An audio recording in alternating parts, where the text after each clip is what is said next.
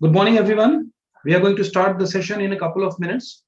And there are a few things which I would like to remind you about this particular webinar. ये webinar आज एक बहुत ही महत्वपूर्ण webinar होने जा रहा है, लेकिन उससे पहले थोड़ी सी हम इसकी व्यवस्था बना लें। तो मैं आपको बताना चाहूंगा कि इस वेबिनार को आप लोग एक क्लासरूम समझिए, इसे क्लासरूम की संज्ञा दी जाए और इसे आप लोग एक क्लासरूम समझिए जिसमें आपके गाइड, आपके मेंटर, आपके टीचर, आपके गार्जियन आपको कोर्स के बारे में, करियर के बारे में गाइड करने जा रहे हैं। Do not take it lightly. तो मैं एक्सपेक्ट करूंगा कि जितने लोग आड़े तिरछे तरीके से बैठे हुए हैं, ठीक से आप लोग सही तरीके से बैठिए, कैमरे के सामने आकर के, और फर्म तरीके से बॉडी अपना सीधा कर करके बैठिए। ये लेट करके और बैठ करके और चलते चलाते तरीके से आप इसे लाइटली मत लीजिए। आराम से और सलीके से बैठिए ताकि हमें पता रहे कि आप गंभीरता के साथ इस सेशन को अटेंड कर रहे हैं। पहली बात। दूसरी बात, आप सभी लोग अपने कैमरास को ऑन कर लें ताकि हमें मालूम रहे कि हमारे दूसरी तरफ कौन छात्र हैं, और आपके माइक्रोफोन म्यूट रहेंगे। कैमरा को आप सभी लोग ऑन कर लें। अब इस सेशन में आज हम लोग बात करेंगे, बिकॉज आज का दिन है और आप सभी लोग इस सेशन को ज्वाइन,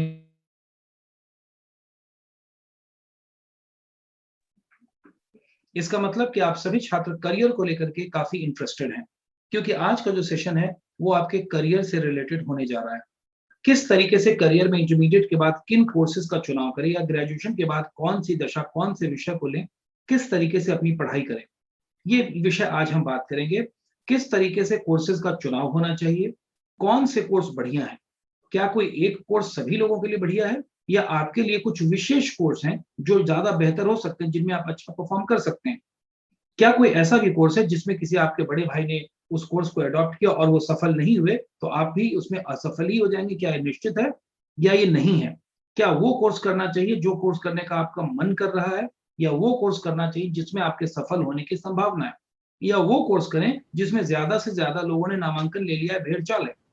आज इन सारी चीजों के बारे में बात करेंगे कि कैसे करें तैयारी कि सफलता हो सुनिश्चित हर हालत में। जो एंड रिजल्ट है आपका और हमारा, और वो ये है कि हम अपनी सफलता सुनिश्चित कर सकें।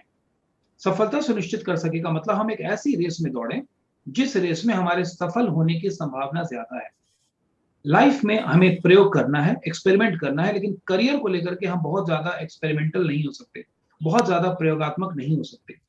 तो ये वक्त है जब हम आज बात करेंगे कि आपके करियर के बारे में। इंटरमीडिएट तक आपकी जो कोर्सेज की पढ़ाई थी वो काफी हद तक बिल्कुल सीधी रेखा में चल रही थी। आपने 6th की पढ़ाई की, फिर 7th पे गए, 7th की पढ़ाई की, 8th में गए, 8th के बाद 9th में गए, 10th में गए, और 10th के बाद मैक्सिमम आपको चुनना था कि मैं साइंस चूज करूं कि कॉमर्स चूज करूं कि आर्ट्स चूज करूं, और साइंस में बायोलॉजी ले लूं कि मैथमेटिक्स ले लूं। बहुत ज्यादा ऑप्शंस नहीं थे, लेकिन अब इंटरमीडिएट के बाद ऑप्शंस की भरमार है। और क्या ट्रेडिशनल कोर्स लेना अच्छा होगा? वही ट्रेडिशनल कोर्स जो आपके पिताजी और दादाजी ने जिसकी पढ़ाई की थी, बीए, क्या वे कोर्सेज ज्यादा बढ़िया है, या अब के समय के हिसाब से प्रोफेशनल कोर्सेज यानी वोकेशनल कोर्सेज ज्यादा बेहतर है? किसमें आपका करियर ज्यादा बनने की संभावना है? क्या इंटरमीडिएट के बाद मात्र 3 साल ग्रेजुएशन कोर्स की पढ़ाई करने का पर्पस होना चाहिए, या पढ़ाई ऐसी हो जो आपको पांव पे खड़ा कर दे, जो आपको जॉब के लायक बना दे और जिसके बाद आप करियर की शुरुआत कर सकें? तो मैं आप लोगों को बहुत यकीनी तौर पे ये यकीन दिलाना चाहूंगा, विश्वास दिलाना चाहूंगा कि सिमज वो संस्थान है जहां केवल हम यूनिवर्सिटी लेवल की पढ़ाई नहीं कराते हैं, बल्कि करियर की बात करते हैं।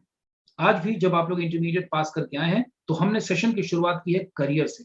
हम केवल 3 साल के गोल की बात नहीं कर रहे हैं कि आप सिमज में पढ़ाई करिए और 3 साल बाद ग्रेजुएट होकर निकल जाइए और उसके बाद जिंदगी की दौड़ में आप भागा दौड़ी में लगे रहिए और नौकरी खोजते रहिए। हम बात करते हैं कि सिमज में अगले 3 साल में जो आप पढ़ाई करेंगे वे आपको कॉर्पोरेट हाउसेस के हिसाब से तैयार करें, ताकि आप पढ़ाई के दौरान ही आप उन कंपनियों के द्वारा ऑब्जर्व किए जा सकें, आपको कैंपस ऑफर मिले। अभी रिसेंटली 4 दिन पहले हमारे बच्चों को बिग बास्केट में जॉब मिला। किन बच्चों को? जिनकी 6 सेमेस्टर की एग्जामिनेशन के रिजल्ट भी नहीं आए हैं और जॉब ऑफर उनके हाथ में है। और ये कोई एक नई कहानी नहीं है। एग्जाम नहीं हुआ नीरज अभी? हाँ जी, सॉरी, हाँ सर, एग्जाम भी नहीं हुआ है। एग्जाम भी नहीं हुआ है अभी? एग्जाम भी नहीं हुआ है अभी, और उन लोगों के पास जॉब ऑफर्स आ चुके हैं। अभी तक उन्होंने क्वालिफाई भी नहीं किया और जॉब उनके पास पहले है। तो सिमज की तैयारी ऐसी होती है, बुलंद तैयारी होती है। और हमारे बीच ज्वाइन कर चुके हैं सिमज समूह के डायरेक्टर प्रोफेसर नीरज अग्रवाल, जाने माने करियर काउंसलर हैं, मोटिवेटर हैं। आपने कई बार टीवी चैनल्स, न्यूज में, यूट्यूब पे पेजेस वगैरह पे देखा होगा, सोशल मीडिया प्लेटफॉर्म पे देखा होगा। IIM अहमदाबाद के एलुमनाई हैं और सिमज समूह के निदेशक हैं। तो बगैर ज्यादा समय बर्बाद किए मैं आमंत्रित करना चाहूंगा डायरेक्टर सर को। और आज का जो मुद्दा है, और वो जो मुद्दा है हम सभी लोगों से जुड़ा हुआ है, एक व्यवस्था में और आप लोगों को बता देना चाहूंगा कि आप लोग के करियर से रिलेटेड जितने भी क्वेश्चन है बाबू, आप लोग मैसेज करिए ताकि हम आपके क्वेश्चंस को पूछ सकें और आपके क्वेश्चन को हम सारे सवालों के आपके जवाब दे सकें। आज का ये सेशन इतना महत्वपूर्ण होना चाहिए कि इसके बाद आपके ज़हन में कोई कन्फ्यूजन, कोई डाउट नहीं बच जाए करियर को लेकर के। तो मैं इनवाइट करूंगा प्रोफेसर नीरज अग्रवाल सर को। Sir, good morning to all of you. Good morning all students. Good morning Neeraj. Morning और सर। मुझे लगता है कि आज की ये सुबह बहुत ही ऊर्जा से भरी हुई है। बारिश हो रही है पटना में। आप लोगों के शहर में, आप लोगों के डिस्ट्रिक्ट में भी बारिश हो रही है क्या? अगर जोरदार बारिश हो रही तो एक बार थम्स अप का साइन बना के दिखाओ कि ईश्वर भी हमें आशीर्वाद दे रहा है कि हम जिस अच्छे मिशन से जुड़े हैं उस मिशन में आज आसमानी ताकतें हमारे साथ हैं और ईश्वर जो है वो हमें कह रहा है कि भाई चलो ठीक है, हम अपनी कृपा की बारिश तुम पे बरसा रहे हैं और ये बारिश हमेशा इसी तरह से जारी रहे। सावन का महीना है, भगवान शंकर भोले बाबा का आशीर्वाद आप सभी बच्चों पे हमेशा बना रहे और आपका करियर आगे बढ़े। इन्हीं शुभकामनाओं के साथ मैं उन प्रश्नों को टटोलूंगा जिन प्रश्नों को जानने के लिए, जिन प्रश्नों के उत्तर जानने के लिए आप आज यहाँ जुड़े हैं। और पहला प्रश्न जो कि पुदार सर बार बार पूछ रहे थे, घुमा फिरा के पूछ रहे थे, वो था कि कौन सा कोर्स है बेहतर। जैसे मैं आज आपको बता दूंगा कि सारे मेरे बच्चों ये कोर्स है, ये आप सब लोग नाम लिखा लो और जादू की पुड़िया ये कोर्स कर लोगे, आपका काम हो जाएगा। तो ऐसा कोई कोर्स नहीं है जिसको मैं कह दूं कि वो हर एक किसी के लिए बेहतर हो। कोई ऐसा साइज नहीं है जो हर किसी को फिट बैठेगा। हर किसी का साइज अलग है, हर किसी का ब्रेन अलग है, हर किसी का इंटरेस्ट अलग है, हर किसी का स्किल सेट अलग है, हर किसी का इंस्पिरेशन, हर किसी का मोटिवेशन, हर किसी का डिजायर, उसका गोल, उसका एम्बिशन, उसका इंटरेस्ट एरिया, उसका जिसमें मन लगता है, दिल लगता है, जान लगता है, जिसके अंदर, जिसके पीछे उसको बहुत रुझान है जिसका, तो वो रुझान सबका अलग है। और आप अपने रुझान के हिसाब से अपना करियर नहीं चूज करोगे, जिस काम को करने में दिल जान नहीं लगे, जिगर नहीं लगे, उस काम को करने में मजा नहीं आएगा। और जिस काम को करने में मजा नहीं आएगा उस काम को करने में मेहनत होगी, मेहनत। मैं थोड़ा तेज बोलता हूँ, तुम लोग को मेरी बातें समझ में आती है कि मैं स्लो बोलूं? When selecting अगर तुम audiences लोग को समझ across में आ रही तो थम्स demographics, अप का साइन interests, and दिखाना, ठीक है? behaviors, क्योंकि should it कम be समय में or ज्यादा and? कवर करना होता है। Ideally, लाइफ में what you समय है can कम do और is काम है when you ज्यादा। create. तो अभी हर किसी का रुझान है अलग, हर किसी का इंटरेस्ट एरिया है अलग। और आपको अगर किसी काम में मजा नहीं आ रहा है, मजा नहीं आ रहा है, तो उस काम में क्या हो जाएगी? मेहनत। क्या हो जाएगी? मेहनत। और सब लोग बचपन से बोलते आए हैं मेहनत करोगे तब सफल होगे, मेहनत करोगे तो सफल होगे। सफल होने के लिए क्या करना पड़ेगा? मेहनत। हम कहते हैं सफल होने के लिए क्या करना पड़ेगा? मजा।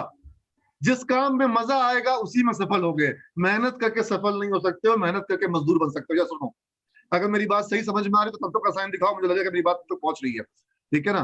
अगर मजा आएगा तो सफलता मिलेगी। मेहनत कर करके तुमको नींद आ जाएगी, मैं बता रहा हूं। जब सब्जेक्ट में मेहनत होती है, जब सब्जेक्ट में, टॉपिक में मेहनत होती है, बच्चे को नींद आ जाती है। सुनो, जब मेहनत होती है तो नींद आती है, तब चाय पीने का मन करता है, ठीक है? और जब मजा आ रहा होता है तो नींद भाग जाती है। जब मजा आ रहा होता है तो नींद भाग जाती है। तो सब्जेक्ट वो चुनो, टॉपिक वो चुनो, पढ़ाई वो चुनो जिसमें मजा आ जाए। किसी को कंप्यूटर में मजा है, प्रोग्रामिंग में मजा है, ऐप डेवलपमेंट में मजा है, वेबसाइट बनाने में मजा है, रोबोटिक्स में मजा है, तो फिर वही करो ना जिसमें मजा है। अगर मजा नहीं है, अब कोई बोल रहा है कि नर्सिंग का कोर्स करना है, लेकिन उसको नर्सिंग के कोर्स में बिल्कुल भी सेवा करने में इंटरेस्ट नहीं हो। अच्छा काम है, बहुत जरूरी काम है, और आज कोविड काल में हमको नर्सेस की बहुत जरूरत है। लेकिन अगर किसी को सेवा करने का, मरीजों की सेवा करने का अंदर से इंटरेस्ट नहीं है, किसी बूढ़े मरीज को हो सकता है बिस्तर पे ही सारा काम कराना पड़े, उसको इंटरेस्ट अंदर से नहीं है, ठीक है ना? कोई बोल रहा है कि मैं फार्मेसी का कोर्स करूंगा, लेकिन उसको दवाइयों के नाम तक याद नहीं रहते हैं, तो फिर वो फार्मेसी के कोर्स में मेहनत करके सफल हो पाएगा क्या? आपको जिस चीज में मन लगे, जिसको दवाइयों के मन लगता है, दवाइयों की दुनिया में, वो फार्मेसी में जाए, बिल्कुल जाना ही चाहिए। लेकिन जिसको मन नहीं लगता हो, जिसको मजा नहीं आता हो, उसको वो काम बिल्कुल नहीं। अगर आपको मैथ्स में मन नहीं लगता है, मैथमेटिक्स में बिल्कुल डर लगता है, तो प्रोग्रामिंग आपके लिए नहीं है। मैं बता रहा हूं, चूंकि मैं प्रोग्रामिंग पढ़ाता हूं, हमारे यहाँ पर प्रोग्रामिंग पढ़ाई जाती है। प्रोग्रामिंग लॉजिकल है। अगर आपको लॉजिक्स में बिल्कुल इंटरेस्ट नहीं है तो हो सकता है कि आप प्रोग्रामिंग में अच्छा नहीं कर पाओगे। लेकिन अगर आपको बिजनेस में इंटरेस्ट है, अगर आपको व्यापार की दुनिया में, बिजनेस में, बैंकिंग में अगर आपका इंटरेस्ट है, तो हो सकता है कि बीबीए आपके लिए बहुत अच्छा कोर्स हो, बीबीएम बहुत अच्छा कोर्स हो आपके लिए। You getting my point? तो अपने इंटरेस्ट के हिसाब से करियर होना चाहिए। करियर वही जो आपको इंटरेस्ट हो, दुल्हन वही जो पियामन भाई। तो इसलिए आपको वही कोर्स करना है जो आपको इंटरेस्ट में हो, है ना? तो कोर्स आपने ऐसा चूज कर लिया जिसमें आपको इंटरेस्ट ही नहीं है, तो फिर आप करियर में पछताओगे, पछताओगे। मजा आएगा तो बिना मेहनत के सफल हो जाओगे, है ना? ज्यादा मेहनत कर पाओगे, डबल ट्रिपल मेहनत कर पाओगे, मजा आएगा तो। और अगर मजा नहीं आएगा तो आधे घंटे की पढ़ाई में नींद आ जाएगी, वो काम नहीं करना है। आई होप ये जो मैंने पहला, ये बात तुम लोग को पता थी, मैंने कोशिश करी अपने अंदाज में तुमको ये बात को रखने की, क्योंकि तुम लोग आज भी अपने इंटरेस्ट के हिसाब से कोर्स नहीं चूज करते हो। तुमको किसी मामा जी ने, चाचा जी ने बोल दिया, बड़े भैया ने बोल दिया, वो कोर्स कर लिए। जैसे लगता है कि गले में पट्टा बांधा हुआ, जिधर लेके जाएंगे उधर लेके जाओगे। अरे भाई, तुम्हारे गले में कोई पट्टा तो नहीं बांधा गया है कि तुमको जहां घिस के लेके जाया जाएगा तुम वहीं जाओगे। तुम अपने लाइफ का डिसीजन खुद लो, क्योंकि ये डिसीजन पर तुम्हारा अगला 50 साल का करियर डिपेंड करता है। जहां घिस के लेके जाया जाएगा तुम तुम्हारे इन 3 सालों के ऊपर में जाओगे, तुम्हारे अगले 50 साल का करियर डिपेंड करता है। और अगर ये 3 साल खराब हो जाएंगे तो 50 साल बढ़िया नहीं हो। उदाहरण सर, आपको जब भी मन आए, जब भी आपको लगे कि भाई मैं कोई पॉइंट मिस कर रहा हूँ, आप मुझे बीच में बेहिचक इंटरप्ट करो, और मैं आपके इंटरप्शन को नहीं मानूंगा। आप जितना इंटरप्ट करो, ठीक है, कोई उसमें बुराई नहीं है, और हो सकता है कि मैं भी आपको इंटरप्ट कर जाऊंगा बीच में। श्योर सर, कोई दिक्कत नहीं। Yes, I am waiting for interruption. Alright, fine. So मैं ये कहना चाह रहा हूँ कि अभी हमारे एक बच्चे ने फोन किया, मैसेज किया, और इस बच्चे का मैसेज है, मैं पढ़ना ही चाहूंगा क्योंकि ये बहुत इंपॉर्टेंट मैसेज है और कई एक बच्चों से जुड़ा हुआ है। हर्ष नाम है शायद बच्चे का, आधा नाम मुझे दिख रहा है। उसने लिखा है, I am completed 12th in 2020 after lockdown, my life is destroyed, I am confused about my life and career, help is needed.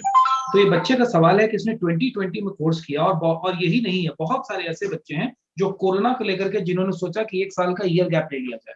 क्या ये एक अच्छी स्ट्रेटजी है कि 1 साल के बाद ही शुरू करेंगे, 1 साल पूरा आराम कर लिया जाए? इसका करियर पे कितना असर पड़ेगा, लाइफ में व्यक्ति कितना आगे जा पाएगा अच्छी तैयारी के साथ, या कितना पीछे हो जाएगा? आपके सवाल को मैं समझ गया, आपके सवाल को कट शॉर्ट कर रहा हूं, मैं समझ गया आपके सवाल को, क्योंकि 2020 में आधे से ज्यादा बच्चों ने नामांकन नहीं करवाया कि 2020 में कोरोना निकल जाएगा, 2021 में कोरोना का दूसरा बाप आ गया। यस, कोरोना का जो डेल्टा वर्जन आ गया, जिसको आज डेल्टा वर्जन कह रहे हैं, जिसको बेसिकली लोग इंडियन वायरस कहते थे, कि ये चाइनीज वायरस था 2020 में, और उसके बाद वो घूम फिर करके दुनिया से जब इंडिया में आया, तो फिर कोरोना की जब दूसरी वेव आई, तो दूसरी वेव में जो वायरस बना वो और भी खतरनाक हुआ। और जो दूसरी महामारी हमने झेली अभी मार्च से लेकर के इस साल, जो हमारा अभी तक वो चल ही रहा है, अभी भी समझ लीजिए कि भारत में लगभग कुछ हजार मामले प्रतिदिन आ रहे हैं। बिहार में आज का 60 मामला कल का था कोरोना के नए केसेस का। तो लेकिन जो तांडव, मौत का तांडव मचा, तो किसी ने कहा कि जीवन तो कई बच्चों का मैंने देखा है, मुझे मतलब भगवान से मैं दुआ करूंगा कि किसी को ऐसा बुरा दिन देखने को ना मिले। परिवार में माता पिता दोनों चले गए, तो ऐसा दुर्दिन भी देखने को मिला। और वो तो खैर, अगर किसी कोई बच्चा कह रहा है कि कोरोना के कारण बहुत नुकसान हुआ है, तो कोई बड़ा नुकसान नहीं हुआ। बच्चे, अगर भगवान ने घर में सबको सलामत रखा है, तो इससे बड़ा कोई भगवान की नेमत नहीं है। भगवान को आप शुक्रिया अदा करिए। और दूसरी चीज कि जिन बच्चों ने पिछले साल नामांकन नहीं लिया, क्या उन बच्चों का 1 साल बच गया, और उन बच्चों का 1 साल लाइफ में से जो है वो फायदा हो गया? उनको 1 साल का डैमेज हुआ। और उनके साथ जिन बच्चों ने नामांकन ले लिया था पिछले साल, आज वो बच्चे सेकेंड ईयर में हैं, और वो बच्चा जो कि पिछले साल नामांकन नहीं लिया था, वो इस साल भी नामांकन लेने की स्थिति में नहीं है। और अगले साल 2022 में वो बच्चे जो पिछले साल नामांकन लिए थे, उसमें से काफी बच्चे जो अपने 3rd ईयर में आ जाएंगे, और 2023 में वो लोग पास आउट कर जाएंगे, उनको जॉब मिल जाएगी। और ये बच्चे जो पिछले साल नामांकन नहीं लिए थे 2020 वाले, उनको इस साल भी स्थिति वही है, उससे भी खराब है। और ये तो मार्च में आता है भाई, होली में बोलता है कि आप तो होली खेलो, उसके बाद ही हम आएंगे। 2020 में होली के बाद आया था कोरोना, और इस साल भी होली के बाद आया था। अब कोई कह सकता है कि 2022 की होली के बाद कोरोना दोबारा नहीं आएगा? क्या ये कहना संभव है? 3rd वेव को लेकर के साइंटिस्ट अभी से कह रहे हैं कि भारत में 3rd वेव आएगी। अब तक वैक्सीनेट कितने लोग हुए इंडिया में? इस वेबिनार में कितने लोग हैं जिनको 2 वैक्सीन लग चुकी है? कितने लोग हैं जिनको 2 वैक्सीन लग चुकी है? ठीक है, तो भारत में 10 करोड़ लोग वैक्सीनेट हो चुके हैं। 150 करोड़ के देश में 10 करोड़ लोगों को वैक्सीन लगा है। मोदी जी बार बार बोलते हैं लगवा लो लगवा लो लगवा लो, लेकिन तुम लोग वैक्सीन नहीं लगवा रहे हो। हाँ, अभी तक देश में, अच्छा हो सकता है वैक्सीन की कमी भी हो, जो भी हो, लेकिन अब तक 10 करोड़ लोग वैक्सीन लगवाए हैं। और जब 150 करोड़ में मात्र 10 करोड़ को वैक्सीन लगी है, तो इसका मतलब है कि कोविड की तीसरी वेव आएगी। और अगर तीसरी वेव आएगी, तो क्या आप 3 साल तक घर में बैठ के जंग लगाएंगे अपने दिमाग में? बैठे बैठे आपका दिमाग आगे बढ़ता है कि पीछे हो जाता है? एक रेस चल रही है, ये रेस तो आगे बढ़ रही है। जो लोग पिछले साल नामांकन ले लिए वो आपसे आगे हो गए, वो 2023 में पास आउट कर जाएंगे। और निश्चित मैं बता रहा हूँ, डंके की चोट में बता रहा हूँ यहाँ पर, कि हमारा सीमेज का स्टूडेंट 2023 में, उसको इस साल 2020 में भी प्लेसमेंट मिला, और 21 में भी, इस साल भी प्लेसमेंट हो रहा है। Placement हो रहा है। 2022 में और 23 में प्लेसमेंट ज्यादा ही होगा, कम नहीं होगा, क्योंकि हम जिस सेक्टर में काम कर रहे हैं, हम सेक्टर में काम कर रहे हैं आईटी में, टेक्नोलॉजी में, बैंकिंग में। टेक्नोलॉजी में, आईटी में, बैंकिंग में क्या हो रखा है, बूम आ रखी है। क्यों? क्योंकि सारा काम ऑनलाइन हो रहा है, पढ़ाई ऑनलाइन हो रही है, दवाई ऑनलाइन हो रही है, आज आपके घर में डिलीवरी ऑनलाइन हो रही है, होम डिलीवरी जो है सारी चीजों का हो रहा है, बूम आ रखी है। हर एक सामान आप ऑनलाइन मंगा रहे हैं, खाना पीने को आप पिज्जा ऑर्डर कर रहे हैं, आप हर एक चीज ऑर्डर ऑनलाइन कर रहे हैं। तो ऑनलाइन का जो सेगमेंट है उसमें जबरदस्त बूम आया, जबरदस्त ग्रोथ हुआ है, और हर एक कंपनी अपने आप को डिजिटल रेडी कर रही है, डिजिटल रेडी। गवर्नमेंट अपने आप को डिजिटल रेडी कर रही है कि लोगों को सरकारी ऑफिस में आना ना पड़े, हर काम ऑनलाइन हो सके। तो ये जो इतना सारा काम को ऑनलाइन करना है, इसको करने के लिए कितने इंजीनियर चाहिए? तो इसीलिए हमारे यहाँ से जितने कंप्यूटर इंजीनियर तैयार हो रहे हैं, वो जितने तैयार नहीं होते उससे ज्यादा डिमांड हो रखी है। और भारत की जो आज जो कल निफ्टी, कल भारत का जो बॉम्बे स्टॉक एक्सचेंज, सेंसेक्स और निफ्टी, उसने ऑल टाइम हाई लेवल लगाया। तो निफ्टी ने कहा कि मैं 16 की हो गई हूँ, मैं 17 की होने वाली हूँ। तो निफ्टी यानी कि जो स्टॉक एक्सचेंज की बेटी, यानी कि भारत की 50 सबसे बड़ी कंपनियों का जो इंडेक्स है, वो 16,000 के पार हो गया। जो कोविड आया था तो 7,000 पे था। यानी जबरदस्त बूम आ रखा है भारत के कॉर्पोरेट सेक्टर में, उनके प्रॉफिट बढ़ते जा रहे हैं, उनमें ग्रोथ बढ़ रहा है, डिमांड बढ़ रही है। और जो एक बहुत बड़ा डर हुआ था कि जॉब लॉसेस का, अब वापस से नए जॉब क्रिएट हो रहे हैं। और ये बूम सिर्फ इंडिया में नहीं है, ये बूम यूएस में भी है, ये बूम चाइना में भी है, ये बूम यूरोप में भी है, ये ग्लोबल बूम आ रखा है। क्योंकि दुनिया के जो सेंट्रल बैंक है, थोड़ा टेक्निकल बातें भी कर लूंगा, तुम लोगों को मैं हंसा रहा हूँ और मैं तुम लोगों को बहुत सरल भाषा में समझा रहा हूँ, लेकिन टेक्निकल भाषा में भी समझ लो। दुनिया के बैंक नोट छाप रहे हैं। Federal bank, US federal bank, जो भारत में रिजर्व बैंक ऑफ इंडिया है, वैसे ही फेडरल बैंक है यूएस में, यूएस फेडरल कहते हैं। उसने अब तक इतने, फेडरल रिजर्व ने इतने डॉलर जारी कर दिए जितने डॉलर पिछले 150 सालों में जारी नहीं हुए। पिछले 1.5 सालों में इतना डॉलर जारी कर दिया जितना 150 सालों में जारी नहीं हुआ। अब जब बाजार में पैसा आएगा, दुनिया में पैसा आएगा, तो इससे ग्रोथ आएगी, इससे निर्माण हो रहा है, कंस्ट्रक्शन हो रहा है, नए नए इंफ्रास्ट्रक्चर प्रोजेक्ट लग रहे हैं, नए एयरपोर्ट बन रहे हैं, नए रोड बन रहे हैं, और इसमें जॉब क्रिएट हो रही है। लोगों को अनएम्प्लॉयमेंट का वहां पे भत्ता दिया जा रहा है, जिन मकान मालिक को किराया नहीं मिल रहा उनको भत्ता दिया जा रहा है। मतलब एक ग्रोथ का एक फेज शुरू हो गया वर्ल्ड में। जो दुनिया मंदी के दौर में जा रही थी, उसको निकालने के लिए दुनिया की सरकारों ने क्या किया? नोट झोंक दिया, डॉलर झोंक दिए, युआन झोंक दिया, ताकि दुनिया के बाजारों में करेंसी के कारण एक उठाव आ जाए। तो ये उठाव तो आ रहा है, और इसका फायदा सबसे ज्यादा हो रही है वो कंपनियां जो टेक रेडी हैं, जो टेक्नोलॉजी प्रूफ हैं। क्योंकि जो कंपनियां का टेक्नोलॉजी कमजोर है, वो कंपनियां टिक नहीं पाएंगी। बड़ी कंपनियों का कारोबार बढ़ रहा है, सर यहाँ पर हाँ। मैं थोड़ा सा इंटरप्ट करना चाहूंगा, क्योंकि हमारे जो बच्चे ज्वाइन किए हैं उसमें कई एक हिंदी मीडियम बैकग्राउंड के बच्चे हैं, रूरल बैकग्राउंड के बच्चे हैं, और भी बच्चे हैं। कई बार इनको लगता है कि इंटरमीडिएट के बाद में ग्रेजुएशन के लिए कौन सा कोर्स कर लूं, तो बीए जैसा कोर्स कर लेते हैं, बीएससी कर लेते हैं, या इस तरह के कोर्सेज कर लेते हैं। अब आप जो उनके पापा के लिए, उनके दादा के लिए भी अच्छा था। हाँ, अब क्या उनके लिए जरूरी है? दादा ने बीए किया या नहीं किया, तो ये भी तो वही करेंगे ना जो पापा किए, वही करना है क्या, कि उससे आगे बढ़ना है? गजब बात है कि दादाजी बीए किए तो हम भी बीए करेंगे। बेटा वो जमाना और था, तुम्हारा जमाना और है। अब तुम बीए करके, हिस्ट्री ऑनर्स करके, सिविक्स पढ़ के, फिजिक्स पढ़ के और केमिस्ट्री पढ़ के तुम जो कंप्यूटर साइंस इंजीनियर नहीं बन पाओगे। और तुम बता दो कौन सा सेक्टर है जहां पर तुमको टेक्नोलॉजी की जरूरत नहीं है? आज agri tech, medical tech, education tech, हर चीज में टेक्नोलॉजी आ गई है। हर जगह तुम किस सेक्टर में जाओगे जहां तुमको टेक्नोलॉजी नहीं मिलेगी? तो तुम वो कोर्स करोगे जो कोर्स आज से 50 साल पहले आजादी के समय का कोर्स था।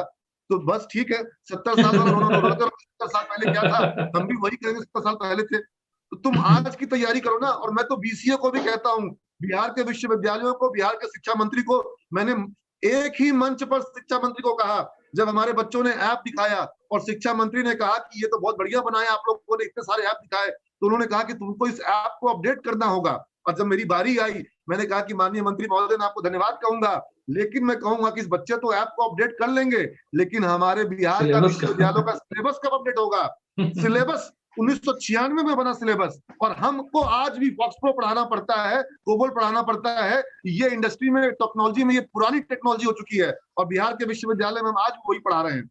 1996 काव्या सिंह, निशु कुमारी, दिव्यांशु, राज सराफ, अंकुर, आप लोग 1996 में क्या कर रहे थे?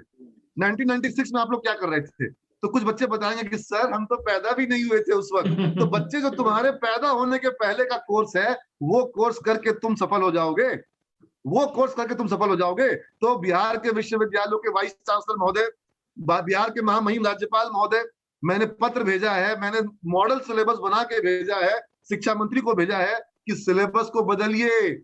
और हम सिलेबस वो नहीं बदलेंगे, हम नहीं जानते कब बदलेगा, बिहार में कब सिलेबस बदलेगा, लेकिन हमारे सिमेज में आपको रोबोटिक्स पढ़नी पड़ेगी, आर्टिफिशियल इंटेलिजेंस पढ़ना पड़ेगा, मशीन लर्निंग पढ़नी पड़ेगी, आईओटी, इंटरनेट ऑफ थिंग्स पढ़ना पड़ेगा, क्लाउड कंप्यूटिंग, ये जो बादल बरस रहे हैं वो बादल नहीं, कंप्यूटिंग वाले क्लाउड कंप्यूटिंग वाला जो है अमेजन वेब सर्वर, वो आपको पढ़ना पड़ेगा। आपको पढ़ना पड़ेगा वहां पर big data, Hadoop, big data. अब जो डेटा का जो क्वांटम ऑफ डेटा है वो बहुत बढ़ गया है, बहुत बढ़ गया है। आप देख रहे हैं गूगल पे आप थोड़ा बहुत सर्च करते हैं और गूगल आपको वो उसके ऐड दिखाना शुरू कर देता है। और मैं आपको बता दूं, राज की बात है, आप सर्च मत करो, अपने दोस्त को बोलो कि मैं जूता खरीदने वाला हूँ, फोन पे बोलो कि मैं जूता खरीदने का सोच रहा हूँ नाइकी का, और आपने गूगल पर सर्च नहीं किया, आपको नाइकी के जूता का ऐड दिखा देगा। आप बोलो कि मैं जाने वाला हूँ घूमने के लिए शिमला, आपको शिमला के होटल का ऐड दिखा देगा। आपने सर्च नहीं किया, लेकिन गूगल का ये जो फोन पे आपका हर समय चालू है ना, वो आपकी बात सुन रहा है। मैं अभी आपको बोल रहा हूँ, अगर मैं बोलूंगा, अभी मैं बोलूंगा कि मुझे एक कंप्यूटर प्रिंटर खरीदना है, और ये सुन रहा है, क्योंकि जैसे ही मैं बोलता हूँ हेलो गूगल, तो ये बोलता है यस। हेलो गूगल बोलने पे यस बोलना का मतलब क्या है? हर समय सुन रहा है। सिर्फ जो प्रधानमंत्री पे आरोप है मोदी जी पेगासस पे सुन रहे हैं, तो सिर्फ वही नहीं सुन रहे हैं, बहुत लोग आपको सुन रहे हैं। ठीक है, तो इसलिए टेक्नोलॉजी का दौर बदल रहा है, और ये पूरे दुनिया में कब कहाँ कौन क्या बोल रहा है सब सुनी जा रही है, और उसके हिसाब से ऐड दिखाया जा रहा है। तो इसका मतलब है कि डेटा बहुत बड़ा तैयार हो रहा है, और इस डेटा को हैंडल करने के लिए बिग डेटा, ये टेक्नोलॉजी के नए नए वर्जन आ गए हैं।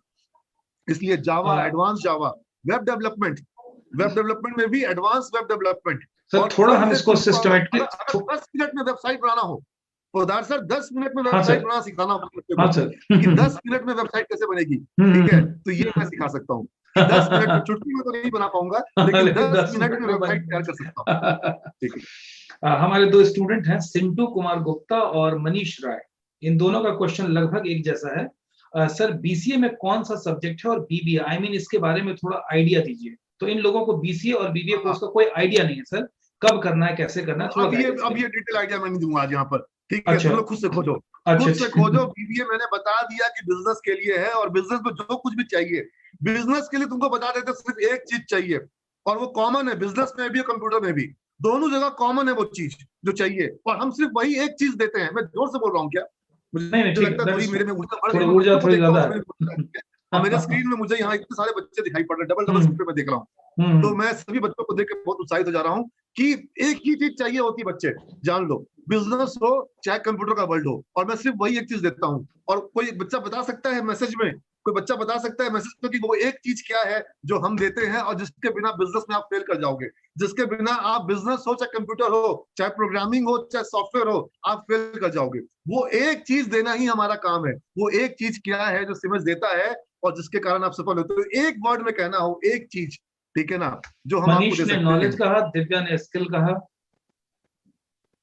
नॉलेज और स्किल है, बिल्कुल हमारे सिमेंट के नाम के साथ ही है नॉलेज, और नाम के साथ ही है स्किल। और मैंने कहा कौन सा नॉलेज? मैंने कहा नॉलेज वो जो अपडेटेड हो, 1996 वाला नॉलेज नहीं, आज 2021 वाला और 23 वाला, 24 वाला। जब आप पास आउट करेंगे, आप 24 में पास आउट करेंगे, आपकी तैयारी 24 की होनी चाहिए। क्या सुन दो, आपकी तैयारी 2025 की होनी चाहिए, 2030 की होनी चाहिए तैयारी। जो कलाम साहब कहते थे कि जब वो भारत 1990 95 में और 2000 में उन्होंने 2020 की बात करी, वो 20 साल आगे की बात कर रहे थे, और आप 25 साल पर पीछे जाएंगे, है ना।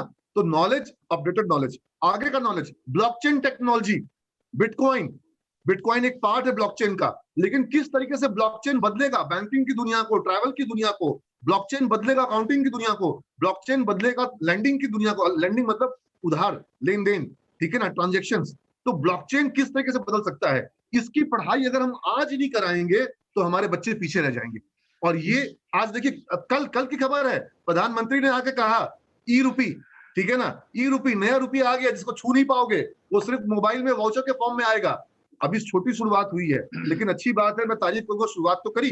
एक समय आए थे, उन्होंने कहा कि अचानक से रात 12 बजे से नोट बंद, भैया सारे नोट बंद कर दिए, ठीक है, चलो ट्राई करके देखा क्या होता है नहीं होता है। अब उसका हम चर्चा नहीं करेंगे यहाँ पर अभी कि क्या अच्छा हुआ कि बुरा हुआ, लेकिन एक काम उन्होंने अभी किया है कि डिजिटल करेंसी की तरफ भारत ने पहला कदम बढ़ा दिया है।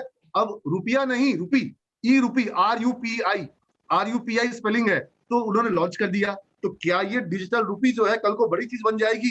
कल को आपकी सैलरी भी RUPI में आएगी, है ना? और आपको हो सकता है कि सारा काम जो है वो डिजिटल होगा। और एक, अगर पदार्थ सर आप अलाउ करें, हाँ मैं सर। थोड़ा इकोनॉमिक्स, तुम लोग अगर बोलोगे तो पढ़ाऊंगा, पढ़ाने का विषय है, समझना पड़ेगा, और तुम लोग को एक चीज लगेगा कि आज कुछ नया चीज सीखे। इकोनॉमिक्स का एक चैप्टर होता है velocity of money. Velocity of money पढ़ा दूं, बोलो अगर बोलो तो 2 मिनट लगेगा, पढ़ा दूंगा, ठीक है ना? इफ यू वांट, अगर बच्चे थम्स अप का साइन दिखाएं जो चाह रहे हैं बच्चे, ठीक है ना? अनुभव ने साइन दिखाया है, तो मैं बताता हूं तुमको, ये जो रुपी आया है, ई रुपी जो आया है, प्रधानमंत्री जो नया लॉन्च किया है, इसका एक बहुत अच्छा परिणाम ये हो सकता है। रुपया जो 100 रुपया जो बाजार में आता है, जब reserve bank of India market में 100 रुपया डालती है, किसी बैंक को देती है 100 रुपया, तो बैंक उस 100 रुपए को किसी को लोन देता है। जिसको लोन देता है वो उसका मशीन खरीदता है, 100 रुपया हो, 100 करोड़ हो, या 100 लाख करोड़ हो, आप समझ लो उस बात को। वो पैसा बाजार में आया, उससे लोगों ने फैक्ट्री लगाई, मशीनें खरीदी, सैलरी दी। जब मशीन खरीदी तो जिसने मशीन खरीदी उसने क्या किया? जिससे मशीन खरीदी गई उसने पैसा बैंक में जमा किया, जिसको सैलरी मिली उसने क्या किया? उसने पैसा बैंक में जमा किया। फिर बैंक ने क्या किया? बैंक ने उस पैसे को, बैंक ने 100 रुपए को लोन दिया था, 90 रुपए का लोन दिया, बैंक के पास वापस 80 रुपए आ गया। अब बैंक ने क्या किया? वापस 80 रुपए में से 75 रुपए का लोन दे दिया, 75 रुपए में से वापस 70 रुपए बैंक में आ गए, बैंक ने उसमें से वापस से 65 रुपए का लोन दे दिया, 65 रुपए में से वापस 60 रुपए बैंक में आ गए, 60 में से वापस बैंक ने 55 का लोन दे दिया। गड़ी में पॉइंट कि वो 100 रुपया अब बढ़ करके 200-300 रुपया बन जा रहा है, मनी, पैसा घूम रहा है, ठीक है ना? मैंने काव्या को 100 रुपया दिया कि तुम्हारे से मुझे एक नोट्स खरीदना है, उसके पास 100 रुपए का इनकम हो गया। काव्या ने अनुभव को वो 100 रुपए दे दिए कि मुझे पिज्जा दे दो, उसके पास भी 100 रुपया हो गया। अनुभव ने सानिया को वो 100 रुपए दे दिए कि मुझे अपना तुम वो फुटबॉल दे दो, उसने, सानिया ने किसी और को दे दिया कि मुझे अपना तुम कुछ सेलिंग का, उसने कुछ खरीद लिया, कुछ बेच दिया, लेकिन 100 रुपया था और ट्रांजैक्शन 1000 रुपए का हो जाएगा। You getting my point? 100 रुपए से मार्केट में ट्रांजैक्शन 1000 रुपए का हो जाएगा और सबके पास कुछ प्रॉफिट भी आ जाएगी, और सबके पास वो 100 रुपया घूम फिर के वो 100 रुपया हो सकता है मेरे पास आ जाए। लेकिन मार्केट में टर्नओवर जो है उस एक 100 रुपए से 1000 रुपए का बन गया। तो जब मनी की वेलोसिटी बढ़ जाती है, जब नोटबंदी हुआ था तो वेलोसिटी घट गई थी, जब कोरोना में, कोविड में लॉकडाउन लगा तो पैसा का रोटेशन क्या हुआ? घट गया। लेकिन अब जब मनी का सर्कुलेशन बढ़ रहा है तो वेलोसिटी बढ़ रही है, और जब मनी मोबाइल पर डिजिटल हो जाएगा तो बैठे बैठे तुरंत से आपके मोबाइल में पैसा आया, तुरंत से भेज दिया किसी और को, तुरंत से भेज दिया किसी और को, यानी भेजने के लिए जाना भी नहीं पड़ेगा। तो मनी का वेलोसिटी क्या हो जाएगा? बढ़ जाएगा, तुरंत तुरंत रोटेट करेगा मनी, और लोगों के अकाउंट में पैसा आ गया, उन्होंने पैसा बैंक में जमा कर दिया, बैंक ने तुरंत से किसी को लोन दे दिया, यानी सबके खाते में पैसा पड़ा हुआ है अकाउंट में। जिसने जिसने बैंक में पैसा जमा किया सबके खाते में बैंक में पैसा पड़ा हुआ है, और बैंक ने जिसको जिसको लोन दिया सबके पास पैसा आ गया, उसने उस लोन से सबको सैलरी बांट दी, फिर लोगों के सैलरी में पैसा आया, लोगों ने पैसा बैंक में जमा किया। अब अगर 1000 लोगों के पास सैलरी आई, उनके खाते में पैसा जमा है, तो वही एक 100 रुपया कितने लोगों के खाते में जमा? 100 रुपया बोलने का मतलब 1000 रुपया, लाख रुपया, करोड़ रुपया, व्हाटएवर, ठीक है ना? बट उसकी वेलोसिटी बढ़ जाती है। तो ये मैं आपको बहुत शॉर्ट में समझा रहा हूँ, ये बहुत इंपॉर्टेंट टॉपिक है, मनी का वेलोसिटी, ठीक है? तो हम वापस अपने प्रश्न पे आते हैं। प्रश्न था मेरा कि वो एक चीज क्या है जो हम देते हैं सिमेज में? वो एक चीज है, वो सॉफ्टवेयर इंस्टॉल करना तुम्हारे दिमाग में, वो बिजनेस का सॉफ्टवेयर, वो कंप्यूटर का सॉफ्टवेयर जो तुम्हारे ब्रेन में इंस्टॉल करना होगा। तुम्हारा दिमाग भी अपने आप में कंप्यूटर है, और हमारा काम क्या है? हमारा काम है तुम्हारे दिमाग में वो सॉफ्टवेयर इंस्टॉल करना जो तुमको थिंकिंग पावर दें। बिजनेस में ग्रो करने के लिए क्या चाहिए? शार्प ब्रेन चाहिए, यस और नो? कंप्यूटर सॉफ्टवेयर में तुमको प्रॉब्लम सॉल्विंग करनी है। एक सॉफ्टवेयर इंजीनियर क्या करता है? प्रॉब्लम सॉल्व करता है, कोई ना कोई प्रॉब्लम को सॉफ्टवेयर को सॉल्व करना है। अगर सॉफ्टवेयर को प्रॉब्लम सॉल्व नहीं कर रहा है, कोई स्टार्टअप प्रॉब्लम सॉल्व नहीं कर रहा है, तो वो सॉफ्टवेयर चलेगा क्या? आप वो ऐप जो डाउनलोड करते हो, वो लड़की ऐप डाउनलोड करती है क्यों? क्योंकि उसको खूबसूरत दिखना है, सेल्फी लेना है तो स्माइली में उसको चेहरा सुंदर आना चाहिए, तो वो सॉफ्टवेयर ऐसा उसको सुंदर बना देगा, मेरे सर पे बाल ला देगा। उदार सर के तो बहुत ज्यादा बाल दिख रहे हैं, ठीक है ना, उनका राज की बात है।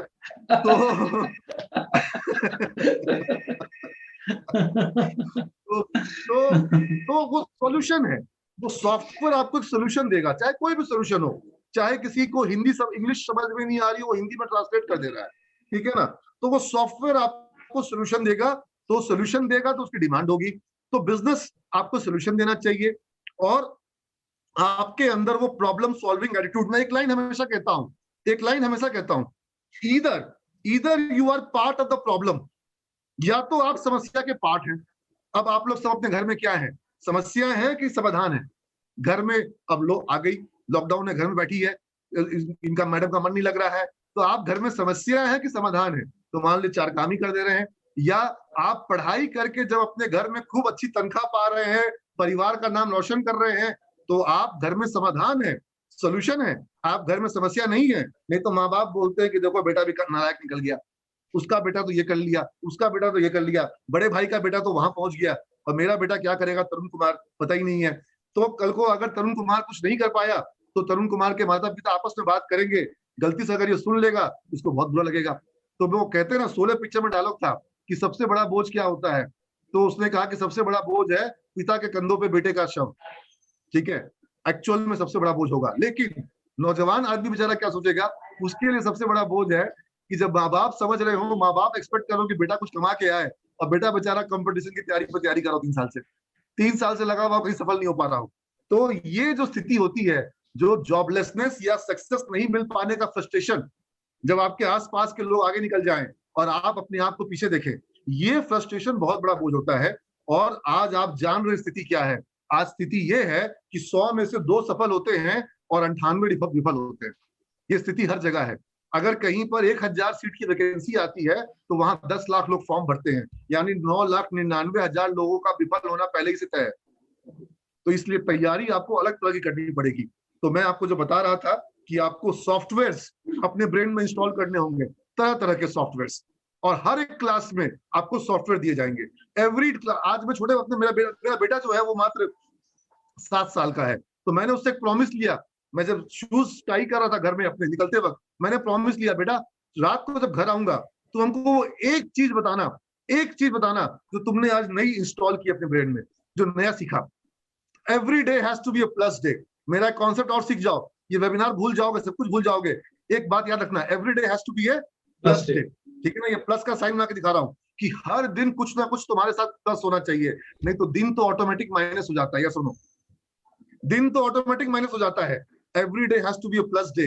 आज तुमने ये वेबिनार अटेंड किया है, आज का तुम्हारा दिन प्लस डे हो गया है। बहुत कुछ तुमको ऐसा देके जाऊंगा कि तुम्हारा आज का दिन तुम प्लस डे में काउंट करोगी, ठीक है ना। लेकिन कुछ ना कुछ रोज सीखना होगा। और हर क्लास जो हमारी, मैं सीमेंस के सारे टीचर को कहता हूँ, उदार सर साथ में जुड़े हुए हैं, हर मीटिंग में कहता हूँ, जिस दिन आपकी क्लास प्लस डे वाली क्लास नहीं होगी, उस दिन सोचना कि क्या करूं मैं, क्या सुधार करूं, क्या परिवर्तन करूं कि मेरी क्लास जो है वो प्लस डे वाली क्लास बन जाए, कि बच्चा मेरी क्लास को मिस नहीं कर पाए, मेरी क्लास में एब्सेंट ना हो पाए। Every class has to be a plus class, every day has to be a plus day. Got the point. तो वो एक चीज जो हम हर बच्चों को देते हैं वो है आपके ब्रेन में टूल्स का देना। और हर एक सब्जेक्ट, हर एक टॉपिक टूल्स के लिए होता है, ब्रेन में टूल्स होते हैं, सॉफ्टवेयर इंस्टॉल होते हैं। मैं एक चीज और पूछ रहा हूँ कि कोरोना को लेकर के बहुत सारे बदलाव आए हैं, जिसमें से एक बदलाव है ऑनलाइन क्लासेस। अब ऑनलाइन क्लासेस मोड ठीक है पढ़ाई का, या ऑफलाइन मोड ठीक है, या डुअल मोड उसका बेस्ट ऑप्शन हो सकता है? क्या ऑप्शन अच्छा रहेगा? जिनको लगता है कि ऑनलाइन अच्छा है वो थम्स अप का साइन दिखाए, जिनको लगता है कि ऑफलाइन अच्छा है वो एक बार या ये साइन दिखाए, या जिनको लगता है कि डुअल मोड अच्छा है वो हार्ट का साइन बना के दिखाए। ओह, वेरी गुड, वेरी गुड भाई। मैं सॉरी, मैंने तुमको थम्स अप का साइन बोल दिया। मैं बोलूंगा कि ऑफलाइन क्लास के लिए आप लोग ये हैंड रेस करके दिखाओ, हैंड रेस ऑफलाइन क्लास के लिए।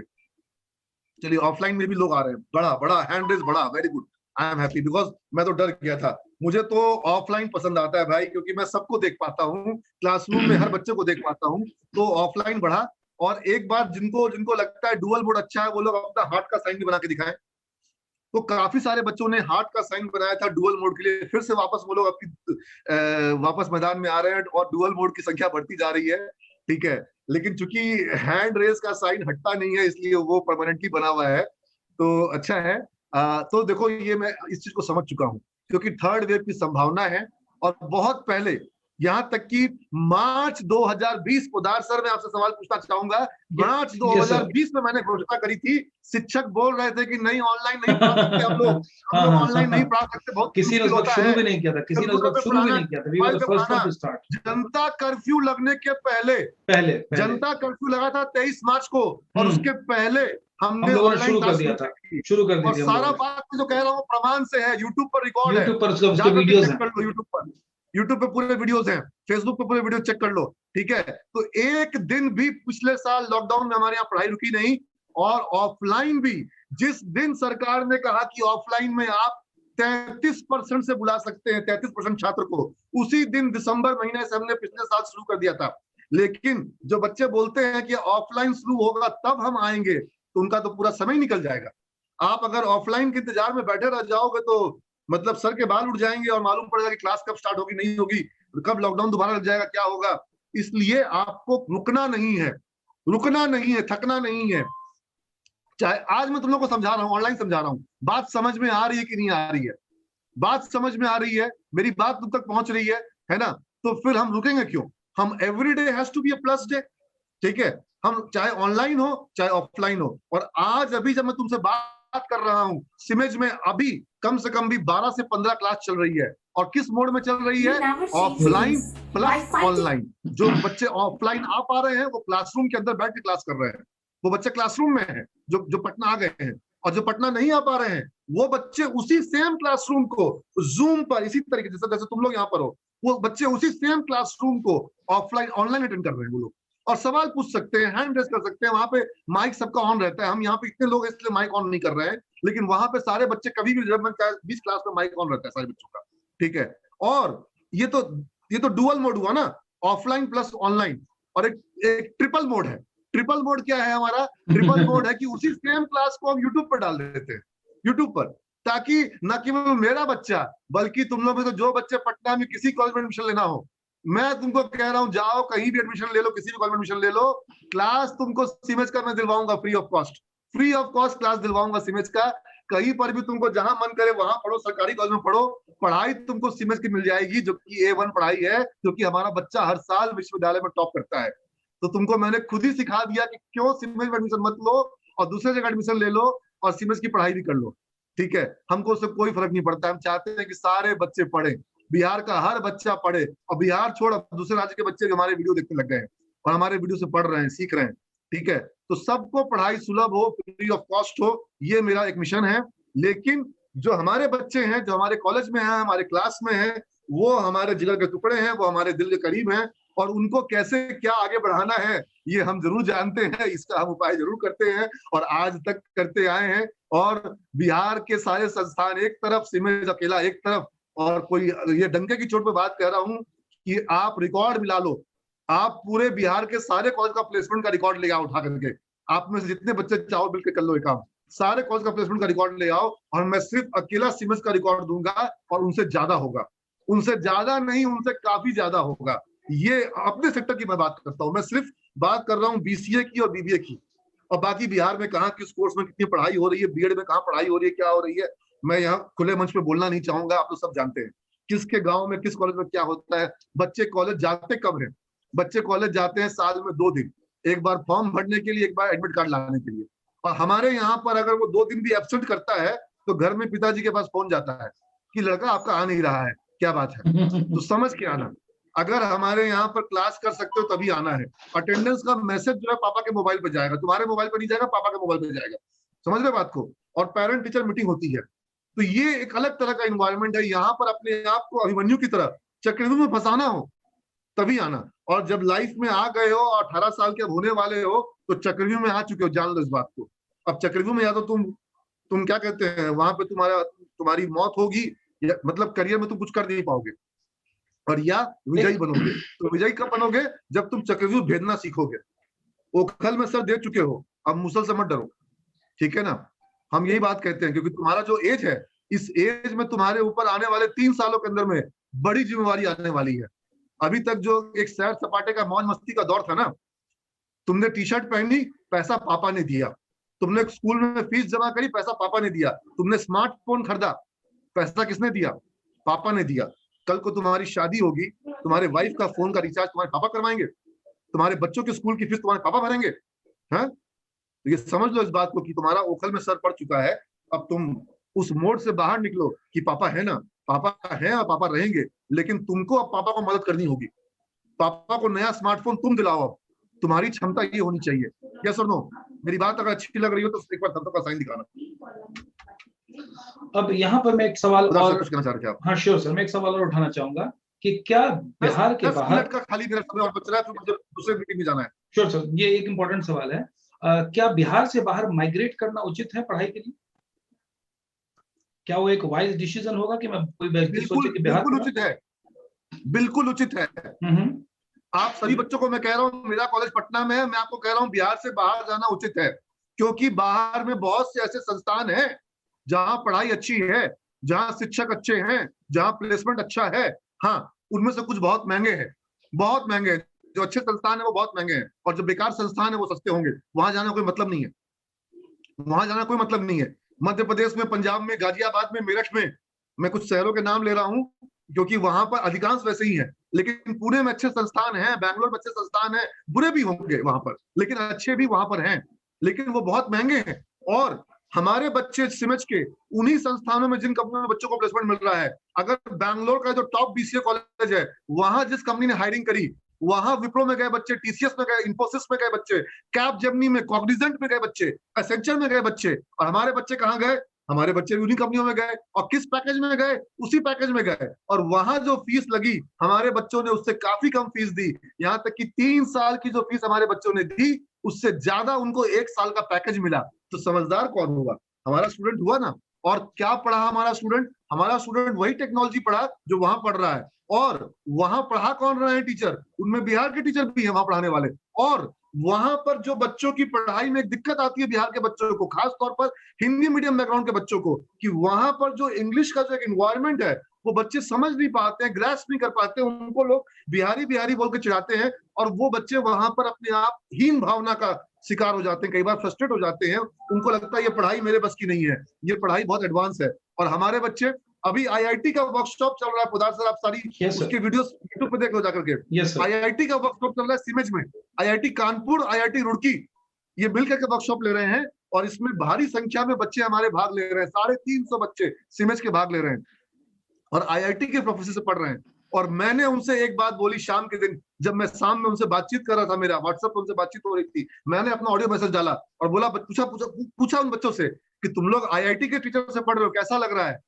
तो उन्होंने बोला कि सर आईआईटी के टीचर बहुत अच्छे हैं, बहुत कुछ सीखने को मिल रहा है। लेकिन बच्चों ने कहा कि सर एक बात है सर, अपने सीमेज के टीचर कम नहीं है, अपने सीमेज के टीचर जो है वो आईआईटी के टीचर से कम नहीं है। और सर समझ में तो उन्हीं से आ रहा है, क्योंकि जो वो हिंदी में समझा रहे हैं तब हम लोग समझ पा रहे हैं, क्योंकि आईआईटी वाले जो है वो पूरा का पूरा क्लास इंग्लिश में ले रहे हैं। हम लोग को तो समझ में आ रहा है हमारे सीमेज के टीचर से। तो सर हिंदी वाला जो आपने आइडिया लगवा दिया, मैंने क्या किया कि बीच बीच में हमारे टीचर रोक रोक करके वीडियो को हिंदी में पढ़ा रहे हैं, तो मैंने कहा कि चलो हिंदी में बीच में डलवाएंगे। शुरू से मैंने ये कहा। और बच्चे जो है वो बोले कि सर इंग्लिश में अच्छा है, समझ में सब कुछ आता है, लेकिन जब हिंदी में एक्सप्रेशन मिलता है तो ज्यादा समझ जाते हैं। तो ये तो बात रहेगी आपके साथ भी। तो फिर वो बैंगलोर, पुणे के जो अच्छे संस्थान हैं, उनकी तुलना में बच्चे हमारे यहाँ पे ज्यादा अच्छा कर पाते हैं। पहला पॉइंट। और दूसरा इंपॉर्टेंट पॉइंट कि अगर आपको बाहर पढ़ने जाना हो तो दो काम करना।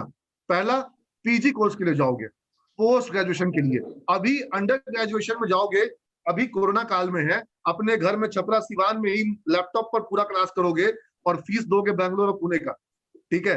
और बैंगलोर पुणे रहने को भी नहीं मिलेगा, पूरा रह जाओगे छपरा और सिवान और गोपालगंज में ही, ठीक है? तो पूरी पढ़ाई, जो बच्चे पिछले साल बाहर एडमिशन लिए थे कि बैंगलोर में पढ़ेंगे, चंडीगढ़ में पढ़ेंगे, वो रह गए गोपालगंज में ही। तो जब गोपालगंज और जहानाबाद में ही रहना है तो फिर चंडीगढ़ में एडमिशन लेने का फायदा क्या होगा, ठीक है ना? तो तुमको तो वहां पर कहीं तुमको कुछ सीखने को भी नहीं मिला। शहर भी सिखाता है, वो सीखने को भी तुमको नहीं मिला। तुम्हारा 2 साल वही निकल गया, 20 भी निकल गया अपने शहर में, 21 भी निकल गया, ठीक है? तो कोई फायदा नहीं हुआ। तो तुम पीजी के लिए, पोस्ट ग्रेजुएशन के लिए जाना। और दूसरा पॉइंट सुन लो, दूसरा पॉइंट, अपने पैसे पे जाना। पापा से पैसे मांग करके बाहर एडमिशन लेके पढ़ने मत जाओ, अपना कमाओ, खुद के पैसे से कमाओ। और हमारे सिमेज के ऐसे अनेक स्टूडेंट हैं, मैं आपको लंबी लिस्ट दिखा दूंगा, जिन्होंने अपने पैसे से पढ़ाई करी। अपना पैसा कहां से आया? अपना पैसा ऐसे आया कि जब जॉब मिली तो उस जॉब से उन्होंने कमाया भी और कॉलेज की फीस देने के सक्षम भी बने, और उनको वो जो जॉब एक्सपीरियंस मिला, उस जॉब एक्सपीरियंस के बेसिस पर उनको बढ़िया कॉलेज में एडमिशन मिला। आईआईएम में, एक्सएलआई में, आईएमटी में, जिस तरह के जो भी बड़े संस्थान है, ये लोग एक्सपीरियंस के बेसिस पर एडमिशन देते हैं। जिनके पास जॉब एक्सपीरियंस होता है उनको प्रेफरेंस मिलता है, वेटेज मिलता है, और जो बच्चे सीधा बीबीए करके एमबीए में जाएंगे उनको वेटेज नहीं मिलेगा। ठीक है, तो इसलिए जॉब एक्सपीरियंस का बहुत बड़ा रोल। एक क्वेश्चन और है, क्योंकि आपके पास वक्त थोड़ा कम है। एक क्वेश्चन और है और ये महत्वपूर्ण क्वेश्चन है कि सरकार के सहयोग से कैसे आर्थिक बाधा दूर हो सकती है और कैसे पढ़ाई कर सकते हैं। मान लिया कोई बच्चा बीबीए, बीसीए, बीकॉम सबको पता है, सबको पता है, सब बच्चे जान रहे हैं। अभी स्टूडेंट क्रेडिट कार्ड अपने आप में ताकत देने वाली स्कीम है, क्योंकि उस स्कीम में मुख्यमंत्री ने घोषणा कर दी कि आप सभी बच्चों को बिना जाति, बिना धर्म, बिना कोई आय इनकम देखे बिना सबको 4 लाख रुपए की सहायता मिलेगी, सबको। ठीक है ना, पहली बात। दूसरी बात, कोई गारंटर नहीं चाहिए, कोई इनकम टैक्स का पेपर नहीं चाहिए, कुछ नहीं चाहिए, सबको मिलेगा। और आपको न केवल पढ़ने की सहायता मिलेगी, आपको लैपटॉप खरीदने के लिए भी सहायता मिल रही है ना। कुछ सहायता आपको जो बाहर के बच्चे उनको रहने खाने के एवज में भी मिलेगा। और आपको पैसा सरकार को वापस कब करना है, सबसे बढ़िया बात उन्होंने कह दी कि नौकरी मिलेगा तब वापस करना, नहीं मिलेगा तो आपको वापस करने की कोई जिम्मेवारी नहीं है। और ये चीज को लिखित नोटिफाई कर दिया गया कि जब तक जॉब नहीं मिलेगी आपका ना तो ब्याज शुरू होगा, ना आपका लोन शुरू होगा। आपको लोन उस दिन वापस करना है जब आपको जॉब मिल जाएगी, तो आप अपने पास से वापस करेंगे, नहीं सैलरी में से वापस करेंगे। सैलरी उस पढ़ाई के दम पे मिली जो पढ़ाई आपको सरकार ने करवाई अपने खर्चा दे करके। तो यानी गरीब का बच्चा भी पढ़ेगा, और जो बिल्कुल मध्यम वर्ग का है, निम्न आय वर्ग का है, निम्न मध्यम वर्ग का बच्चा है, वो भी पढ़ेगा। और हम कहते हैं कि जितने मिडिल क्लास के लोग जो हैं, वो, मैं मिडिल क्लास घर में पढ़ा हूं, मेरे घर में पेंसिल की नोक हम आखिरी तक इस्तेमाल करते थे, और स्केच पेन का डबल पैकेट नहीं आता था, क्योंकि स्केच पेन खत्म हो जाता था तो मम्मी बोलती थी कि बार बार डबल स्केच पेन नहीं आ सकता है। उदास साहब को याद होगा, आप भी मिडिल क्लास घर में पढ़े हैं, ठीक है ना। स्केच पेन नहीं मिलता था हम लोग को बार बार, ठीक है। तो मिडिल क्लास के घर के बच्चे जो है, उनको अगर पढ़ाई के लिए इस तरह की सुविधा मिल जाए, ठीक है। मैं सरकारी स्कूलों में पढ़ा हूँ, हिंदी मीडियम स्कूलों में पढ़ा हूँ, ठीक है। So I have thoroughly studied in Hindi medium schools and I have made my career, and I made career of more than 20,000 students। 20,000 छात्रों का करियर हम लोगों ने बनाया है। तो मुझे लगता है कि भगवान ने जो क्षमता दी है, मैं उसका जीवन भर, आखिरी उम्र तक, उदार सर 90 साल की उम्र तक इसी तरह से वेबिनार करना है, एकदम, ठीक है ना। मौका दे, जब तक अवसर मिले, लाखों बच्चों की फिक्र पहुंचाना है, जिंदगी बदले और जैसे हम लोगों ने बदली शहर में हो।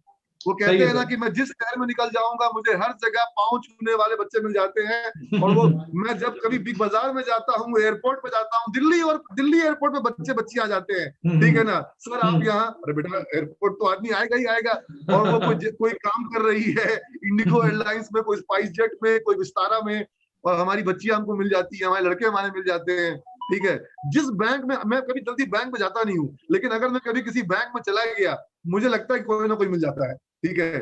जब मैं पासपोर्ट ऑफिस में जाता हूँ, क्योंकि हमारे बच्चे हजारों की संख्या में, और बिहार में एक्सिस बैंक में चल जाओ, आईसीआईसीआई बैंक में चल जाओ, एचडीएफसी बैंक में चल जाओ, इंडसइंड बैंक में चल जाओ, और सीमेंस का बच्चा ना मिले, ये हो नहीं सकता है, ठीक है। हमारे टीचर्स को प्रॉब्लम होती है तो मैं बोलता हूँ रुकिए रुकिए रुकिए, अपना स्टूडेंट वहां पे कौन है, रुकिए याद करने दीजिए। और फिर मैं उसको फोन करता हूँ और बोलता हूँ ये काम कराओ, सर को दिक्कत हो रही है, ठीक है। तो हमारे पास ये व्यवस्था है। सचिवालय में भी हमारे बच्चे हैं, पटना हाई कोर्ट में भी मुझे अगर कोई केस चेक करना होता है तो वहाँ कंप्यूटर डिपार्टमेंट में सीमेंस के बच्चे हैं। अब तो इनकम टैक्स में भी हमारे बच्चे पहुंच गए हैं, तो मुझे दिक्कत नहीं है। अच्छा, एक मैसेज जो कई बच्चों के दिमाग में उठ रहा है और उनका सवाल है कि उनकी शिक्षा जो है वो हिंदी मीडियम से हुई है थॉरली। उन्होंने कंप्यूटर आज तक किसी इस्तेमाल किया नहीं, इंटरमीडिएट तक गांव से पढ़े हुए लोग हैं, कंप्यूटर की पढ़ाई उन्होंने की नहीं, इंग्लिश मीडियम के, उनका इंग्लिश मीडियम काफी कमजोर है। अब ऐसे लोग क्या सफल हो जाएंगे? इसका पूरा जिम्मा मैं, बगल की स्ट्रीट में मेरे पुदार सर हैं, मैं उनको दे दूंगा। आप लोग आओगे, आपको उनके हवाले सौंप दूंगा, ठीक है। और वो इतने सक्षम हैं, इतने काबिल हैं, और उनके साथ 3-4 टीचर्स और हैं जो कि आपकी जो हिंदी इंग्लिश की समस्या है इसका समाधान करेंगे। और बहुत साइंटिफिक तरीका हमने इसका बना रखा है, और हम इस पर बहुत काम करते हैं। ये बहुत जरूरी है, समझना और लिखना, ये 2 क्षमता पढ़ाई के हिसाब से बहुत जरूरी है। और बोलना, ये पर्सनैलिटी के हिसाब से बहुत जरूरी है। सुनो, मेरी बात तुम लोग को सही समझ में आ रही कि नहीं आ रही है, ठीक है ना। इंग्लिश को समझना और लिखना, ये पढ़ाई के हिसाब से बहुत जरूरी है, क्योंकि अगर समझोगे नहीं तो रट के जाओगे। रटा हुआ बच्चा कभी अच्छा मार्क्स नहीं लाएगा। समझा हुआ बच्चा, जिसको लिखने की क्षमता हो, उसको नंबर अच्छे आते हैं। कोई बीमार बच्चा अगर इस क्लास में है तो प्लीज वो अपना आराम करे, ज्वाइन ना करे। जो सीधा होकर बैठ सकता है और वही इस क्लास में बैठेगा जिसकी रीढ़ सीधी हो, नहीं तो जो क्लास को कान से सुन रहे हो उनकी कोई जरूरत नहीं है, जो ध्यान से सुन रहे हैं उनकी जरूरत है, ठीक है। और बच्चे कम से कम एक कमीज पहन के आओ, कमीज की तमीज पहन के आओ, ठीक है ना। घर में आपके पास एक कमीज होगी, क्योंकि इस क्लास में लड़के लड़कियां सभी शामिल हैं। ये कौन गैलेक्सी J2 है, इसका कैमरा ऑफ करो, ठीक है। कैमरा करता हूँ, चेक करता हूँ तुरंत। हाँ बिल्कुल। ये क्लासरूम में आप लोग कभी भी इस तरीके से सीधा होकर बैठेंगे, जब सीधा होकर बैठेंगे तो आपको सारी बात समझ में आएगी। आपकी जो जो इंद्रियां होती हैं वो बिल्कुल अडेप्टिव मोड में रहती हैं, और आप सिर्फ कान से नहीं सुनते हो, आप ध्यान से सुनते हो। तो पढ़ाई को क्लासरूम में कभी भी कान से मत सुनना, कान में सारी आवाजें आती हैं, ध्यान में जो बात जाती है वो उसको आप डिकोड करता है, ब्रेन कैच करता है, और फिर उस पर चिंतन मनन होता है, ठीक है ना। तो मैंने कहा था आपको every day has to be a plus day, याद रहेगी बात। मैंने कहा था कि वो सॉफ्टवेयर इंस्टॉल करने अपने ब्रेन में, जिससे कि आप सक्सेसफुल होगे। और क्या कहा था, मैंने कहा था कि आपको प्रॉब्लम सोल्यूशन बनना है, प्रॉब्लम नहीं बनना है। अगर आप सोल्यूशन नहीं दे रहे हो, इधर you are part of the problem और you are part of the solution, तो आप अपने घर की समस्या बनेंगे कि आप अपने घर के समाधान बनेंगे। और घर छोड़ दो, ये देश भारत दुनिया का सबसे युवा देश है, सबसे युवा देश, यानी कि दुनिया में सबसे अधिक युवाओं की आबादी का प्रतिशत भारत में है। तो ये जो भारत के युवा हैं, भारत के नौजवान हैं, ये भारत की ताकत है कि भारत की कमजोरी बन जाएंगे ये। अगर इनको जॉब नहीं मिला, अगर इनको क्षमता नहीं मिली, अगर इनको एबिलिटी नहीं मिली, तो यही नौजवान जो है अपराधी बन जाएंगे, यही नौजवान इनको जॉब की डिमांड करेंगे। और ये बिहार का जो चुनाव हुआ था, तो चुनाव का मुद्दा क्या बन गया था, रोजगार रोजगार रोजगार रोजगार दो, रोजगार दो। अरे तुमको कोई रोजगार नहीं दे सकता है, कोई नेता, चाहे वो दिल्ली में हो चाहे वो बिहार में हो, सबके लिए मैं बोल रहा हूँ, सबका सम्मान करता हूँ, आदरणीय प्रधानमंत्री, आदरणीय मुख्यमंत्री, आदरणीय विपक्ष के नेता, कोई तुमको जॉब नहीं दे सकता है। तुमको तुम्हारी क्षमता, तुम्हारा नॉलेज तुमको जॉब देगा, या सुनो, कोई पॉलिटिशियन तुमको जॉब देगा। ये जो भारत की जो युवा आबादी है, भारत में आज लगभग 50-60 करोड़ युवा आबादी है। इस 60 करोड़ युवा आबादी को कोई पॉलिटिशियन जॉब दे सकता है? और ताकत है किसी सरकार में कि इतने लोगों को तनख्वाह दे सके? कोई सरकार तनख्वाह नहीं दे सकती है। दुनिया का तेल का सबसे अमीर देश था वेनेजुएला, सबसे अधिक देश, सऊदी अरबिया से ज्यादा तेल था वेनेजुएला में, और वेनेजुएला बर्बाद हो गया। वेनेजुएला की सरकार ने सोचा कि हमारे पास इतना पैसा है, इतना तेल है, दुनिया में सबसे बड़ा तेल का रिजर्व है हमारे पास, हम जिसको चाहे उसको जॉब दे सकते हैं। तो पॉलिटिशियन ने जॉब बांटना शुरू किया, लोगों को सैलरी बांटनी शुरू करी, सारी कंपनियों को गवर्नमेंट की कंपनी बना दिया, और उनमें सबको गवर्नमेंट का जॉब देना शुरू किया।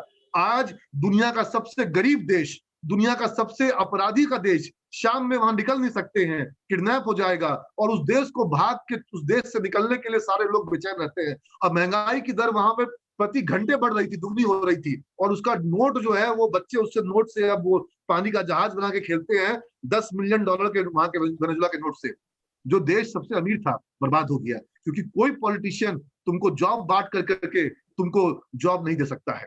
जॉब तुमको मिलेगी तुम्हारी ताकत पर, तुम्हारे नॉलेज पर। Don't demand the job, don't demand the job, command the job. Job को कमांड करो अपनी नॉलेज पर, अपनी क्षमता पर, एबिलिटी पर।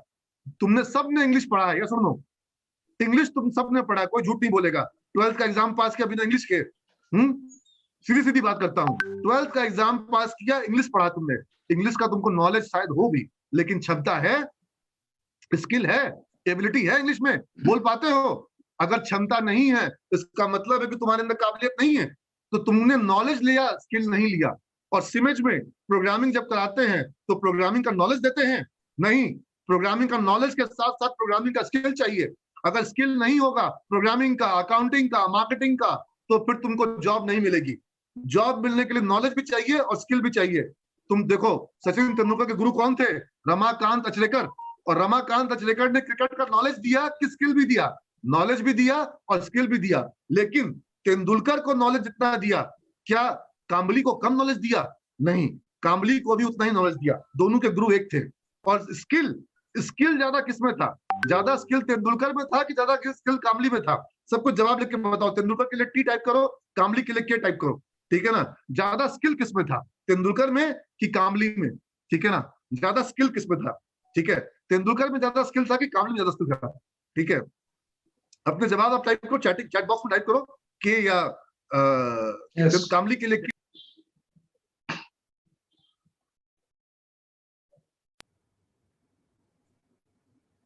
हाँ, मेरी आवाज कहां तक आवाज मिली सर? हाँ सर, के या सखावत आपकी आ रही है। बिल्कुल।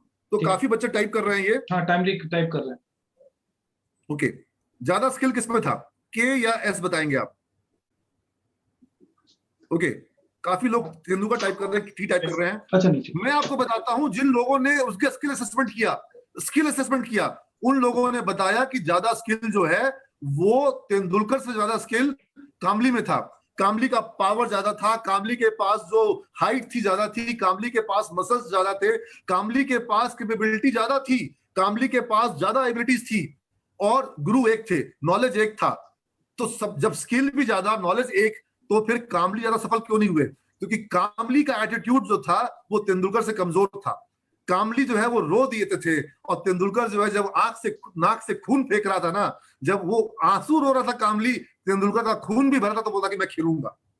ठीक है ना? तो एटीट्यूड, अगर आपके अंदर वो दिमाग में जज्बा है जीतने वाला, तो फिर आप जीतोगे। तो 3 चीजें मैंने बताई यहां पर, नॉलेज, स्किल और एटीट्यूड, ये तीनों चाहिए। अगर ये तीनों नहीं है तो फिर आप इस रेस में विफल होने के लिए 9,99,000 में आओगे, आप उस 1000 में नहीं आओगे जो सफल होगा। 9,99,000 में आने के लिए आप रेडीमेड हो? बताओ, असफल होने के लिए क्या क्या क्या तैयारी करनी पड़ेगी? असफल होने के लिए क्या तैयारी करनी पड़ेगी? 9,99,000 लोग रेडीमेड हैं असफल होने के लिए, 10 लाख लोग फॉर्म भरे हैं, 1,000 सफल होंगे। तो वो 1,000 बनने के लिए तैयारी करनी पड़ती है। असफल होने के लिए तो आप रेडीमेड हो, अभी तुरंत तैयार हो, आप अभी फॉर्म भरो, अभी एग्जाम दो और असफल हो जाओगे। सारी तैयारी तो सफल होने की है। ठीक है, तो I hope I am clear with my points. तो आप लोगों को अगर बीबीए का कोर्स करना है, बीसी का कोर्स करना है, आज बैंकिंग सेक्टर हो, टेलीकॉम सेक्टर हो, रिटेल सेक्टर हो, ई कॉमर्स का सेक्टर हो, अमेजन हो, फ्लिपकार्ट हो, या बैजूस हो, अनअकैडमी हो, ऐसी कोई कंपनी नहीं है जहां हमारा सिमस का बच्चा पहुंचा नहीं हो। जैसे वो शुक्राचार्य मुनि ने कहा था एक बार, शुक्राचार्य मुनि ने कहा था, एक बच्चे का सवाल मेरे आंख के सामने, सुजीत नूनिया ने पूछा कि सर, अब हिंदी मीडियम से है, ग्रेजुएशन बीए कंप्लीट किया है, क्या हम पीजीडीएम का कोर्स करना चाहिए? बिल्कुल करना चाहिए। PGDM is a excellent course, is a marvellous course. ठीक है ना? और सुजीत, तुम्हारे सवाल से जुड़ा हुआ मुझे ये शुक्राचार्य मुनि का श्लोक याद आया, जिसका अर्थ होता है कि ऐसा कोई शब्द नहीं है जिससे कि श्लोक ना बन सके, ऐसा कोई शब्द नहीं जिसका कि कोई श्लोक ना बन सके, और ऐसा कोई जड़ नहीं जिससे दवा ना बन सके, और ऐसा कोई व्यक्ति नहीं जिसको विशिष्ट ना बनाया जा सके, ऐसा कोई व्यक्ति नहीं जिसको विशिष्ट ना बनाया जा सके। यानी हर छात्र को विशिष्ट बनाना संभव है। तुम सबके अंदर में, तुम सबको भगवान ने वो समान क्षमता दी है ब्रेन के अंदर में, जिसका तुम प्रयोग कर करके तुम सफल हो सको। लेकिन डिपेंड इस बात पर करता है कि तुम कितना प्रयोग करो। तुम में सबके अंदर समान ताकत है अपने मसल्स को मजबूत बनाने की, और मसल्स को मजबूत बनाने के करके ताकतवर बनने की, तेज दौड़ने की। तुमको प्रैक्टिस करना होगा। और जैसे शरीर को तुम तेज कर सकते हो, शरीर को तुम मजबूत कर सकते हो, वैसे ही तुम अपने ब्रेन को भी मजबूत कर सकते हो। लेकिन जो प्रैक्टिस नहीं करेगा, जो प्रिपेयर नहीं करेगा, वो अपने ब्रेन का कम इस्तेमाल कर रहा है, और कम इस्तेमाल कर करके आपके पास अधिक ब्रेन बच जाएगा तो आप अधिक हुनरमंद बन जाओगे। ऐसा नहीं है, ऐसा ब्रेन को मत बचाओ, ब्रेन का अधिक से अधिक इस्तेमाल करो। वो 3 इडियट्स में जो कहा था ना कि इनका ब्रेन निचोड़ा जाएगा तो बहुत अधिक मिलेगा कीमत, क्योंकि अनयूज्ड है। तो अनयूज ब्रेन मत रखो अपने पास, ठीक है ना? यूज करना होगा, ज्यादा से ज्यादा प्रयोग करना होगा। हमारे सिमेज में स्टूडेंट जो है वो 6 घंटे 7 घंटे पढ़ाई करते हैं, और उसके बाद में उनको वीडियोस भेज देता हूँ रात का देखने के लिए, और मैं बोलता हूँ ये वीडियो देखते देखते नींद आनी चाहिए। और अगले दिन का टास्क ये है कि मैं पूछूंगा कि उन वीडियोस में तुमने क्या देखा और क्या सीखा। ठीक है? तो तुम्हारे अंदर असीमित क्षमता है, असीमित क्षमता है। तुम क्षमता का प्रयोग करोगे तब तो। और हाँ, तुम लोग में से बहुत सारे लोग सोच रहा था कि easy solution, sir smart solution, easy solution दीजिए। मेरे पास इजी बोल के कुछ नहीं है। ठीक है ना? तेंदुलकर सफल हुआ, इजी सफल नहीं हुआ। भोर में 3 बजे पहुंचता था स्टेडियम में। ठीक है ना? ऑलराइट।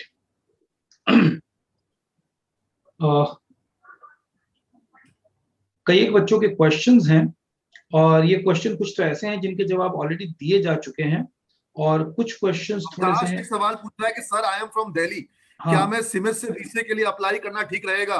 बच्चे, तुमको क्यों लगता है कि मैं बोलूंगा कि ठीक नहीं रहेगा? ठीक है, तुम दिल्ली से हो, मेरा मिशन ही यही है कि बिहार में सिमेज एक विश्वविद्यालय का निर्माण कर रहा है। मैं दिखाई देता हूँ, मैं अपना वो ड्रीम प्रोजेक्ट तुम लोग को दिखा रहा हूँ जो बन रहा है। ठीक है, तुम लोग को मेरी स्क्रीन दिखाई पड़ रही होगी। जो अभी नया ब्रांच बना है उसके ठीक बगल में ये ब्रांच हमारी बन रही है, और ये ब्रांच जो बिहार के जो एजुकेशन के काया पलट करेगा। और ये एक है, हमारे ऐसे 3 प्रोजेक्ट चल रहे हैं बिहार में। हम स्किल विश्वविद्यालय बनाना चाह रहे हैं, स्किल यूनिवर्सिटी, बिहार का पहला स्किल यूनिवर्सिटी बनाना चाह रहे हैं हम, और उस पर हमने काम किया है, अपना प्रेजेंटेशन बनाया है। कई सारे बिहार के जो मंत्रीगण हैं उनको भी दिखाया, आईएएस अधिकारी को भी दिखाया कि हमें इस चीज की अनुमति दी जाए। हम ये एक्शन ऑलरेडी शुरू हो चुका है। ये जो बिल्डिंग का आप जो मैप देख रहे हैं, इसको जब आप आएंगे तो ये साइट पर भी आपको जाने का मौका मिलेगा, क्योंकि इसके ठीक बगल में हमारा एक ब्रांच है जो चल रहा है। इसके ठीक बगल में हमारा ब्रांच चल रहा है, वहां पर आप जाएंगे। बगल में ये एक और बिल्डिंग बन रही है हमारी वहां पर। तो ये हमारी लाइब्रेरी को आप देख रहे हैं कि किस तरह की हमारी लाइब्रेरी है।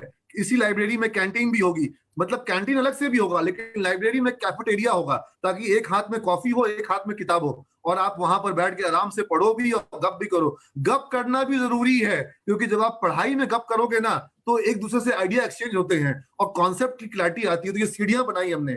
ये सीढ़ियों का मकसद ये है कि इन सीढ़ियों में बच्चे बैठ के गप करेंगे, किताब लेकर के, कॉफी लेकर के गप करेंगे और एक दूसरे से कॉन्सेप्ट को समझेंगे। जो पढ़ाई क्लासरूम में होती है उसके क्लासरूम के बाहर भी पढ़ाई होती है। तो ये हमारा लैब वहां का जो आप देख रहे हैं जो बन रहा है, और ये एक दुनिया आपको दिखाऊंगा इसमें यहाँ पर कि किस तरीके से यहाँ पर ये देखिए, ये पूरी एक दुनिया ये बसाई जा रही है वहां पर, कि यहाँ पर हर एक फ्लोर से दूसरा फ्लोर दिखाई पड़ेगा। और ये इस तरह से बना रहे हैं कि अगर मैं ग्राउंड फ्लोर में खड़ा होकर अनाउंसमेंट करूंगा कि ऊपर के हर एक फ्लोर से बच्चे देख पाएंगे। तो जैसे मॉल्स में होता है ना, ताकि कभी कभी जो हम लोग डांस वगैरह बच्चे करेंगे तो नीचे में बच्चे लोग डांस कर रहे हैं और हर एक फ्लोर से बच्चे जो है वो तालियां बजा रहे हैं, सीटी बजा रहे हैं और इंजॉय कर रहे हैं। तो वो इस तरह का भी कैंपस में हमारा एक इन्वायरमेंट होना चाहिए। और इसके क्लासरूम वगैरह भी आपको दिखाऊं मैं। आर्टिफिशियल इंटेलिजेंस लैब है, इस तरह की। क्योंकि हमारे पास वहाँ ग्राउंड कम है तो हमने छत पर खेलने की व्यवस्था की, लैंग्वेज लैब होगा, और इस तरीके से वहां पर मूवी रूम होगा जहां पे मूवीज दिखाई जाएंगी। और ये जो क्लासरूम का आप व्यू देखेंगे, ये इस तरह का वहां का जो है अंदर का एक खुला इन्वायरमेंट अंदर में रहेगा। कैंपस के अंदर में इस तरह से खुला हुआ इन्वायरमेंट रहेगा, ठीक है, जो बनाया जा रहा है। ये एक ओपन जिम बनाने के लिए जगह है, जहां पर 2 फ्लोर ओपन रहेगा और यहाँ पर ओपन गार्डन रहेगा। 3rd फ्लोर पे ओपन गार्डन होगा। और ये ऊपर के फ्लोर पे चलते हैं हम लोग। ऊपर के फ्लोर में क्लासरूम्स होंगी। ये हमारा क्लासरूम के फ्लोर पे हम जाएंगे। यहां से आपको पूरा दिखाई पड़ रहा है, ये क्लासरूम्स में हम एंटर करने वाले हैं। और बीच बीच में जो गोल रूम दिख रहे हैं ना, गोल रूम बीच बीच में दिख रहे हैं, ये ट्यूटोरियल रूम है, जहां पर बच्चे आपस में ग्रुप में स्टडी करेंगे, प्रेजेंटेशन बनाएंगे। हडल रूम कहते हैं इसको। IIM वगैरह में जाएंगे, IIT में जाएंगे, वहां इस तरह के हडल रूम मिलते हैं। तो ये हमारा जो प्लान जो इस पे हम काम कर रहे हैं, हमारा ये जो क्लासरूम का व्यू देख रहे हैं। तो ये तो आपने कहा कि सर आपने एनिमेशन में दिखाया, रियल क्लासरूम दिखाइए ना। तो मैं आपको रियल हमारी सिमस की क्लासरूम में दिखाता हूँ। एक सेकंड, जो हमारे सिमस के रियल क्लासरूम के फोटोग्राफ्स होंगे, वीडियोस होंगे, मैं उनको दिखाने की कोशिश करता हूँ। एक सेकंड रुकिए, लाइन पर ही मैं अपना सिमस का फेसबुक का पेज खोल रहा हूँ, रुको, तुम लोग को दिखाने के लिए, ठीक है ना। और तुम लोग उस सिमस के फेसबुक पेज पर जुड़ जाओगे, ठीक है। तुम लोग सिमस का फेसबुक पेज पे जुड़ जाओगे। और क्या है उसका आईडी मैं तुमको बता दूं, fb.com आ गया ना, ये facebook.com खुल गया। और यहाँ पे स्लैश करके टाइप कर दो सिमज, ठीक है, सिमज। fb.com/सिमज है, वहां पे आप जाएंगे तो ये सिमज कॉलेज पटना का फेसबुक का पेज खुल जाएगा। और यहाँ पे आप आएंगे तो आपको बहुत सारी चीजें जानने को मिलेगी। और साथ ही साथ ये आपको दिख रहा है स्क्रीन, और साथ ही साथ ये वीडियो, ये हमारा जो अभी का कैंपस है, मैं आपको वो दिखा देता हूँ।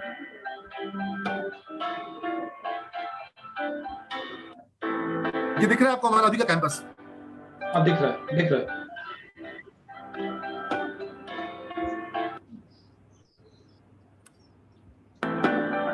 ये हमारा अभी का कैंपस है, थोड़ा छोटा है ये। अगर मैं बात करूं, मेरे को तो आप सुन चुके हो, इसलिए मैं अपने आप को आगे बढ़ा देता हूँ। ये वीडियो बाद में देख लेना तुम लोग, हाँ, मुझे अच्छा लगेगा। लाइक कर देना इसको, ठीक है ना, समझ रहे हो ना। बेहतर तरीके से ये लाइब्रेरी हमारी अभी की लाइब्रेरी, ठीक है। जो बड़ी लाइब्रेरी बनेगी वो दिखाया मैंने, वो अलग है। ये हमारी अभी की लाइब्रेरी है, लेकिन छोटा है लेकिन अच्छा है कि नहीं अच्छा? अगर अच्छा लग रहा तो थम्स अप साइन दिखाओ, ठीक है। हाँ। और ये नॉलेज का मंदिर है हमारा, ये कॉलेज हमारा जो है उसको मंदिर मानता हूँ मैं। यहाँ पे सारे वोकेशन कम हियर। मैम को आप जब आओगे तब पढ़ना मैम से, ठीक है ना। नेहा मैम को मैं आगे बढ़ा दे रहा हूँ। ये क्लासरूम का वीडियो देखो आप, ठीक है। ये लैब का आप देख रहे हो, ये हमारा लैब। तो यहाँ पे अगर मैं बात करूँ, यहाँ पे you can be all in this. समझ रहे हैं? अच्छा लग रहा है आपको? तो यहाँ आपको पढ़ाई लेकिन रोज करनी होती है, क्लास रोज करनी पड़ती है, अटेंडेंस का सिस्टम बहुत कड़ा है, क्योंकि हम कोई जादू की छड़ी नहीं घुमाते हैं, हम सिखाते हैं और पढ़ाते हैं, यही तरीका है, और कोई दूसरा तरीका हमारे पास नहीं है। यहाँ पे नंबर्स ऑफ कंपनी, मैं इसको बंद कर दे रहा हूँ। तो पोदार सर, मुझे बहुत मजा आया और मैं थक भी गया हूँ, मैं चाय पीऊंगा गरम गरम, और बच्चे लोग आप सब लोग को बहुत शुभकामना देता हूँ। और पोदार सर आप लोगों से आपके सभी सवालों के जवाब देंगे, अगर मेघा मैम उपलब्ध होंगी तो वो भी जुड़ जाएं और आप बच्चों के सवालों का जवाब दें। और मुझे आप सब लोगों को पटना में मिल करके बहुत खुशी होगी, और यही मेरा काम है, दिन रात में अपना इसी में ऊर्जा आती है, मुझे बहुत चार्जअप मिलता है, जैसे बैटरी चार्ज होती है ना, कि लड़का लड़की जो हमारे आ रहे हैं, बिहार के गांव का बच्चा आ रहा है, और वो अगर कुछ आगे निकल जाए और जब वो फेसबुक पे हवाई जहाज में सेल्फी डालता है, मुझे लगता है, मुझे मजा आता है कि यार ये लड़का अपने पैसे से हवाई जहाज में घूम रहा है, ठीक है, और जब पापा मम्मी को घुमाता है तो और अच्छा लगता है, ठीक है। तो ये तुम लोग अच्छा करो, तुम लोग को बहुत आशीर्वाद, गॉड ब्लेस यू ऑल। ये वेबिनार चालू रहेगा, पोदार सर आपके सवालों के जवाब आपको देंगे। Thank you all of you, मुझे मीटिंग है, मैं निकल रहा हूँ। Sure sir, thank you so much sir. Alright students, मेरे पास कुछ क्वेश्चंस आप लोगों के आए हैं और मैं इन क्वेश्चन का सिलसिलेवार ढंग से जवाब दे देता हूं, बिकॉज कई बच्चों ने चैट में क्वेश्चन किया है। एक क्वेश्चन आ रहा है कि बीसीए और बीएससी आईटी कोर्स में डिफरेंस क्या है, क्या डिफरेंस है। बीसीए और बीएससी आईटी का जो विश्वविद्यालय का सिलेबस है उसमें थोड़ा सा डिफरेंस है, स्लाइट डिफरेंस है, लेकिन सिमज कॉलेज की जो पढ़ाई है उस पढ़ाई में बीबीए और बीएससी आईटी दोनों की पढ़ाई का फर्क खत्म हो जाता है, क्योंकि हम जितने एड ऑन कोर्सेज अपने स्टूडेंट्स को कराते हैं उन एड ऑन कोर्स की वजह से हमारी जो पढ़ाई होती है वो बहुत इंटेंस हो जाती है। फॉर एग्जाम्पल मैं आपको दिखाना चाहूं, अगर मैं बीसीए की बात करूं तो एक सेकेंड मैं आपके साथ स्क्रीन शेयर करता हूं।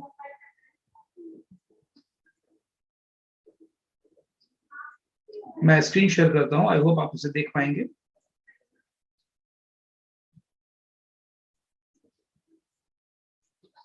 आप लोग देख पा रहे होंगे कि ये बीएससी आईटी का सिलेबस है। बीएससी आईटी और बीसीए दोनों ही कोर्सेज में फॉलोइंग कोर्सेज, ये जितनी चीजें आप नीचे में देख रहे हैं ये सारी चीजें बीसीए में भी हम बच्चों को कराते हैं और बीएससी आईटी में भी हम बच्चों को कराते हैं, दोनों ही कोर्स में। इसमें हम क्या कराते हैं कि अगर हमारे यहाँ स्टूडेंट बीसीए या बीएससी आईटी का एडमिशन लेते हैं तो हम उनको एमसीए एंट्रेंस की प्रिपरेटरी क्लासेस भी कराते हैं। तो 3 साल तक जो आप पढ़ाई करते हैं उसमें आपको एमसीए एंट्रेंस की प्रिपरेटरी क्लासेस भी होती है। एडवांस वेब डेवलपमेंट का पैकेज, ये सारी पढ़ाई अतिरिक्त है, यूनिवर्सिटी कोर्स के अलावा है ये, जिसमें ड्रीम वीवर है, सीएसएस है, जावास्क्रिप्ट है, पीएचपी है, एएसपी.NET है, जेएसपी है, माइस्क्यूएल है, एसक्यूएल सर्वर है, फोटोशॉप है, जुमला है, वर्डप्रेस है, सर्च इंजन ऑप्टिमाइजेशन, एसईओ जिसे हम लोग कहते हैं, ये तमाम चीजें आपको पढ़ाई जाती है additional add on program global curriculum के तहत सीमित समूह में। ये सब विश्वविद्यालय पढ़ाई के अतिरिक्त है। इसी के साथ साथ एडवांस जावा पैकेज, जिसमें कि जावा बीन्स है, कोरबा है, जावा सर्वलेट है, जावा सर्वलेट है, सॉकेट प्रोग्रामिंग है, ये तमाम तरह की चीजें, ये सारे प्रोग्रामिंग लैंग्वेजेस हैं जो आप लोग अभी समझ नहीं पाएंगे, लेकिन मैं आपको बताना चाहूंगा कि ये इतने एडिशनल प्रोग्राम आपको समझाए जाते हैं, पढ़ाए जाते हैं।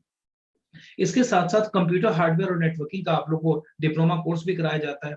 तो आप कंप्यूटर हार्डवेयर में भी डिप्लोमा कोर्स कर चुके होते हैं, कंप्यूटर नेटवर्किंग में भी डिप्लोमा कोर्स कर चुके होते हैं। एमसीएससी यानी Microsoft certified system engineer training, ये जो एमसीएससी का कोर्स होता है ये कोर्स भी कराया जाता है। इसके साथ साथ सीसीएनए यानी Cisco certified network associate training का जो प्रोग्राम होता है वो भी कोर्स कराया जाता है। तो आप देख रहे हैं कि सीमेंट समूह से आप बीसीए पढ़े या बीएससी आईटी पढ़े, इतने सारे प्रोग्राम्स एडिशनल होते हैं जो आपको कराए जाते हैं। पहली बात, इन पढ़ाई के साथ साथ बीसीए के स्टूडेंट्स को हम लोग रोबोटिक्स भी पढ़ाते हैं, यानी रोबोट्स कैसे काम करते हैं, उनकी प्रोग्रामिंग कैसे की जाए, उनकी कोडिंग कैसे की जाए, कैसे उन्हें प्रोग्राम के थ्रू कंट्रोल किया जाए, रोबोटिक्स की भी पढ़ाई कराते हैं। लिनक्स और ओपन ऑफिस का भी प्रोग्राम कराते हैं। क्लाउड कंप्यूटिंग, जिसके बारे में सर अभी थोड़ी देर पहले आपसे बात कर रहे थे कि क्लाउड कंप्यूटिंग, एथिकल हैकिंग की हम लोग बात करें, आप लोगों ने नाम टर्म सुना होगा, हैकर्स होते हैं, कुछ अनएथिकल होते हैं जो इलीगल है, ये एथिकल हैकर्स की हम लोग बात कर रहे हैं। इसके साथ साथ एंड्रॉयड एप्लीकेशन डेवलपमेंट प्रोग्राम, आप जो मोबाइल फोन यूज करते हैं उसमें एंड्रॉयड एप्लीकेशन आपका होता है, एंड्रॉयड एप्लीकेशन कैसे डेवलप किया जाए वो वाले programs, advance excel and PowerPoint, software और वेब प्रोजेक्ट डेवलपमेंट। तो आप में से जिस बच्चे का ये सवाल था कि इन दोनों क्वेश्चन में क्या डिफरेंस है, तो ये डिफरेंस आपको समझ में आ गया होगा कि सिमज में इस डिफरेंस को हम खत्म कर देते हैं विश्वविद्यालय कोर्स में। और तो आप ये भी रियलाइज करेंगे कि कुछ पेपर्स ऐसे हैं जो बीएससी आईटी के किसी अगले सेमेस्टर में पढ़ने हैं तो वो इसमें थोड़ा सा कभी पहले सेमेस्टर में पढ़ना हो जाता है, अदरवाइज मोर और less things remain the same. अब एक क्वेश्चन आ रहा है, एक बच्चे ने क्वेश्चन किया है कि मेरा मैथमेटिक्स कमजोर है, मैं नाम नहीं पढ़ पा रहा हूँ, नाम कट रहा है हल्का सा, मेरा मैथमेटिक्स कमजोर है, क्या मैं बीएससीए या बीएससी आईटी कर सकता हूँ? आप बिल्कुल कर सकते हैं, मैथमेटिक्स आपका एवरेज है तो काम चल जाएगा। देखिए बीसीआईटी और बीसीए कोर्स किन के लिए नहीं है। अगर आपको मैथमेटिक्स से डर लगता है और आप मैथमेटिक्स पढ़ना ही नहीं चाहते हैं तो आप बिल्कुल बीसीए या बीएससी कोर्स में नहीं है। मैथमेटिक्स में आपको जीनियस होने की जरूरत नहीं है कि आपको एक बहुत जम होना चाहिए, ऐसा नहीं है। अगर आप एवरेज भी हैं तो आप बीसीए या बीएससी का कोर्स कर सकते हैं, उसमें कोई दिक्कत नहीं है। केवल आपको ये ध्यान रखना होता है कि आपको मैथमेटिक्स की पढ़ाई करनी है। मैथमेटिक्स से अगर डर लगता है कि सर मुझे इससे मुक्ति दे दीजिए, तो बीसीए या बीएससी के कोर्स की आप पढ़ाई मत करिए। अगर आप एवरेज हैं तो भी आप पढ़ाई कर सकते हैं बीसीए या बीएससी कोर्स का। यहाँ पर एक सवाल एक बच्चे का आ रहा है कि एडमिशन प्रोसेस क्या है। मैथ्स इंप्रूव हम करा देंगे। हाँ वो ठीक है, वो मैम ठीक है।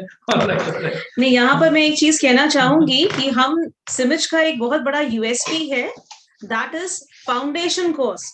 जो ब्रिज कोर्स हम कराते हैं, आई एम श्योर सर ने आपको जानकारी इसके बारे में दी होगी।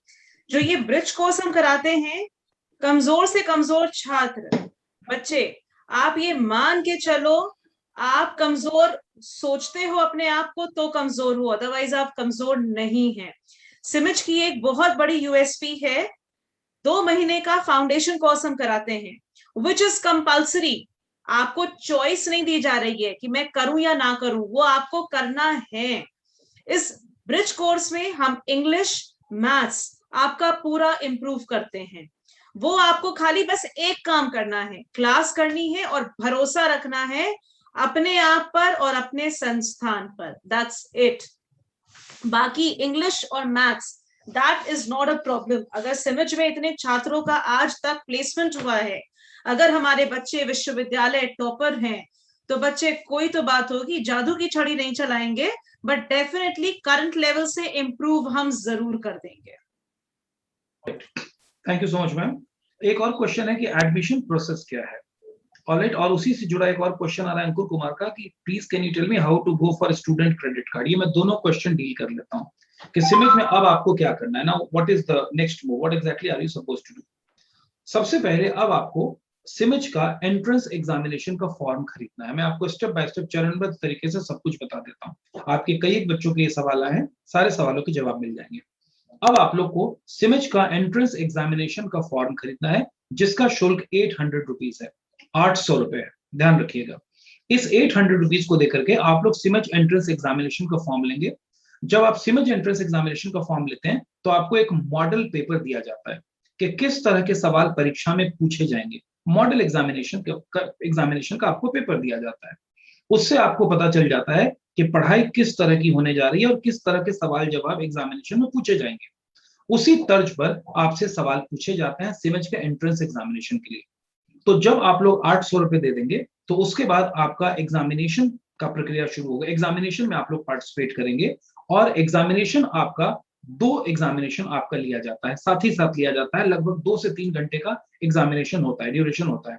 उसमें आपका ऑब्जेक्टिव एग्जामिनेशन होता है और सब्जेक्टिव एग्जामिनेशन होता है। और उस ऑब्जेक्टिव और सब्जेक्टिव एग्जामिनेशन जिसमें लगभग 2 से 3 घंटे लगते हैं, उसके बाद आपका सेम डे इंटरव्यू होता है, 1-to-1 इंटरव्यू होता है, जो कॉलेज के सीनियर प्रोफेसर्स या जो हेड ऑफ द इंस्टीट्यूशंस है वो आपसे मिलते हैं और आपको जज करने की कोशिश करते हैं कि कौन सा कोर्स आपके लिए बढ़िया रहेगा, कौन सा विश्वविद्यालय आपके लिए बढ़िया रहेगा, कौन सी पढ़ाई आपके लिए ठीक रहेगी, आपकी प्रतिभा टैलेंट को समझते हुए। तो आपके जो रिटन मार्क के जो एग्जामिनेशन के जो मार्क्स होते हैं और इंटरव्यू के जो रिमार्क्स होते हैं, इन मार्क्स और रिमार्क्स इन दोनों चीज को ऐड करके अगले 2-3 दिनों के भीतर रिजल्ट कंपाइल होता है। जो रिजल्ट बनता है उसमें से बॉटम 40% लोगों को चक ऑफ कर दिया जाता है, उनको सिमिज में नामांकन का मौका नहीं मिल पाता। तो बॉटम 40% जो लोग होते हैं, उनके अलावा जो बचे लोग होते हैं, उनको सिमिज कॉलेज में एडमिशन का मौका दिया जाता है। अब आप सिमिज में एडमिशन ले सकते हैं। आपको सिमिज में एडमिशन लेने के लिए मात्र 5000 रुपीज देना पड़ता है। 800 रुपए का आपने फॉर्म लिया था और 5000 रुपए का आपको सिमिज में एडमिशन लेना पड़ता है। 5000 रुपए से जब आपका सिमिज में एडमिशन हो जाता है तो उसके बाद आपको सिमिज कॉलेज की तरफ से बोनाफाइड लेटर और तमाम तरह के रिलेवेंट डॉक्यूमेंट्स इशू कर दिए जाते हैं। अगर आपने ऑनलाइन एग्जाम दिया है या ऑनलाइन एडमिशन लिया है तो ये चीजें आपके घर पे कुरियर कर दी जाती है कॉलेज के द्वारा। और ये जो बोनाफाइड लेटर है, इस लेटर को लेकर आप अपने जिला के DRCC ऑफिस में और DRCC ऑफिस में जाकर के आप तो यहाँ इस पे लेटर अगर के मैं बात माध्यम करूँ से यहाँ एक्स्ट्रा स्टूडेंट क्या है, क्रेडिट बाकी कार्ड के लिए कॉलेजेस से अप्लाई कर डिफरेंट क्या है? तो लोन के लिए। जब आप स्टूडेंट क्रेडिट कार्ड के लिए अप्लाई कर देते हैं तो उसमें कुछ वक्त लगता है, सप्ताह भर, 10 दिन, 15 दिन, 20 दिन का वक्त लगता है, और उसके बाद वो आपको एक प्राप्ति रसीद देते हैं, रिसीविंग क्या नाम है, स्टूडेंट क्रेडिट कार्ड वाले। ये जो प्राप्ति रसीद देते हैं, इस प्राप्ति रसीद को आप सिमज कॉलेज में ला करके जमा करते हैं, और उसके बाद आपकी क्लासेस भी शुरू हो जाती है। तो मैं कहना, मैंने कुछ गलत कहा क्या? डिड आई से something wrong? What is that, Yes, ma'am? you have actually, आपने थोड़ा सा इसमें गलत बोल दिया खुदा सा। जो प्राप्ति रसीद है बच्चे, आप जैसे ही DRCC ऑफिस में अप्लाई करते हैं, अगर आपके सारे डॉक्यूमेंट्स सही हैं, उसी वक्त आपको वो प्राप्ति रसीद मिल जाती है, which means your loan application is received.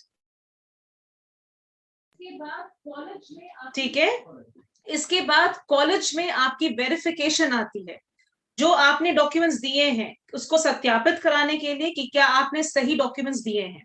College उसको वेरीफाई करता है। उसके बाद 1 हफ्ते के अंदर आपका डॉक्यूमेंट, कॉलेज में वेरिफिकेशन के 1 हफ्ते के अंदर आपको अग्रीमेंट के लिए जाना होता है DRCC ऑफिस में, विच स्टेट्स किस प्लान के अकॉर्डिंग आपकी पेमेंट आएगी। अग्रीमेंट साइन होने के बाद हफ्ते से 10 दिन 15 दिन के अंदर में आपकी पेमेंट आ जाती है।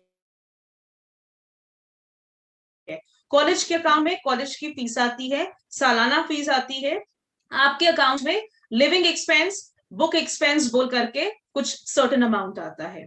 यहां मैं एक और चीज बता दूं, सर ने आपको एंट्रेंस एग्जाम के बारे में बताया है, जो कि 14 अगस्त को होने वाला है। 13 अगस्त को, 14 अगस्त के ठीक एक दिन पहले, एंट्रेंस एग्जाम के ठीक एक दिन पहले 13 अगस्त को एक वेबिनार ऑर्गेनाइज किया जाएगा, जिसमें आपको पूरे एग्जामिनेशन की प्रक्रिया सारा कुछ बताया जाएगा, और उसी दिन हम एक मॉक टेस्ट ऑर्गेनाइज करेंगे। ठीक है, so that even you are aware किस तरह से एग्जाम देना है। यहां एक और बहुत महत्वपूर्ण चीज बताना चाहूंगी, हमारी 3 बैचेस स्टार्ट हो चुकी हैं, 2 स्टार्ट हो चुकी हैं, तीसरी का डेट आ चुका है, दैट इज 24 अगस्त। अब बहुत कम सीट्स बची हैं जिनके लिए हम ये अगला एंट्रेंस एग्जाम 14 अगस्त को ले रहे हैं। This might be the last entrance exam, right? So जिनको भी फॉर्म के लिए अप्लाई करना है, आपको अगर करना है तुरंत करना होगा। अगर कोई मन में डाउट्स है, कोई क्वेश्चन है, कुछ पूछना चाहते हो, समझना चाहते हो, पटना में हो, अगल बगल में हो, कॉलेज आओ, राइट? कोविड सिर्फ कॉलेज आने के लिए नहीं चल रहा है, राइट? कॉलेज आइए, कॉलेज को देखिए, कॉलेज में जानकारी लीजिए, और अगर कहीं दूर हो या कोई ऐसी प्रॉब्लम है कि आप कॉलेज नहीं आ सकते हैं, वैसी परिस्थिति में एक नंबर नोट करिए और उस पर कोई भी क्वेरीज के लिए आप कॉल कर सकते हैं। नोट करिए नंबर 7250767676।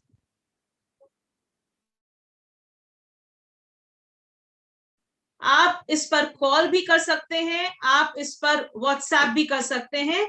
आपको चैट में मैं नंबर भेज दे रही हूं, अगर किसी ने मिस कर दिया हो तो आप इसको नोट कर सकते हैं। ठीक है बच्चे, समय बहुत कम है, लाइफ में ग्रेजुएशन सिर्फ एक बार करोगे। ठीक है, आप ऐसे कॉलेज में नामांकन के बारे में सोच रहे हैं, मैं इसलिए कह रही हूं सोच रहे हैं क्योंकि अभी तक आपका चयन नहीं हुआ है। ठीक है, जब तक आप हमारे यहाँ का एंट्रेंस एग्जाम और इंटरव्यू क्लियर नहीं करते हैं, आप ऐसे कॉलेज में एडमिशन के बारे में सोच रहे हैं जिसमें, अगर मैं ये बोलूं, बिहार का इकलौता कॉलेज जिसमें ना सिर्फ नामांकन प्रक्रिया शुरू हो चुकी है बल्कि क्लास भी शुरू हो चुकी है। मैं ये गलत नहीं बोल रही हूँ, पूरे बिहार में पता कर लो। आज कोई तो बात होगी अगर सिमिज सभी छात्रों की पहली चॉइस है। सिमिज का दूसरा नाम है प्लेसमेंट प्रोवाइडर। वापस बोलूंगी, वैसे ही बच्चे अप्लाई करिएगा जो पढ़ सकते हो। सर ने आपको एडमिशन प्रोसेस, हमारे यहाँ का नियम, डिसिप्लिन, अटेंडेंस का नियम, पढ़ने का नियम, एड ऑन कोर्सेज के बारे में बताया होगा। अगर कर सकते हो तो ही अप्लाई करना, वरना ना 800 बर्बाद करना, ना मेरे यहाँ पर एंट्रेंस एग्जाम में क्लासरूम में एक सीट ऑक्यूपाई करना, क्योंकि हम लिमिटेड लोगों का एंट्रेंस एग्जाम ले सकते हैं। ठीक है, in case there is anything left पुदार सर, या कोई क्वेश्चंस हैं? I don't think so because we have explained all the things। और अलग अलग बच्चों के क्वेश्चंस आए थे, लेकिन कुल मिला के यही क्वेश्चंस थे। यहाँ मैं आपको एक चीज और बताना चाहूंगा कि आप इस बात को बहुत सिंपल तरीके से समझ लीजिए कि सिमिज में अगर आप देखिएगा तो कुल मिला के आपका 5800 रुपीज का ही खर्च हो रहा है। 800 का फॉर्म और 5000 रुपीज का जब आप एडमिशन लेने के लिए देते हैं, तो मात्र यही आपको अपनी जेब से लग रहा है।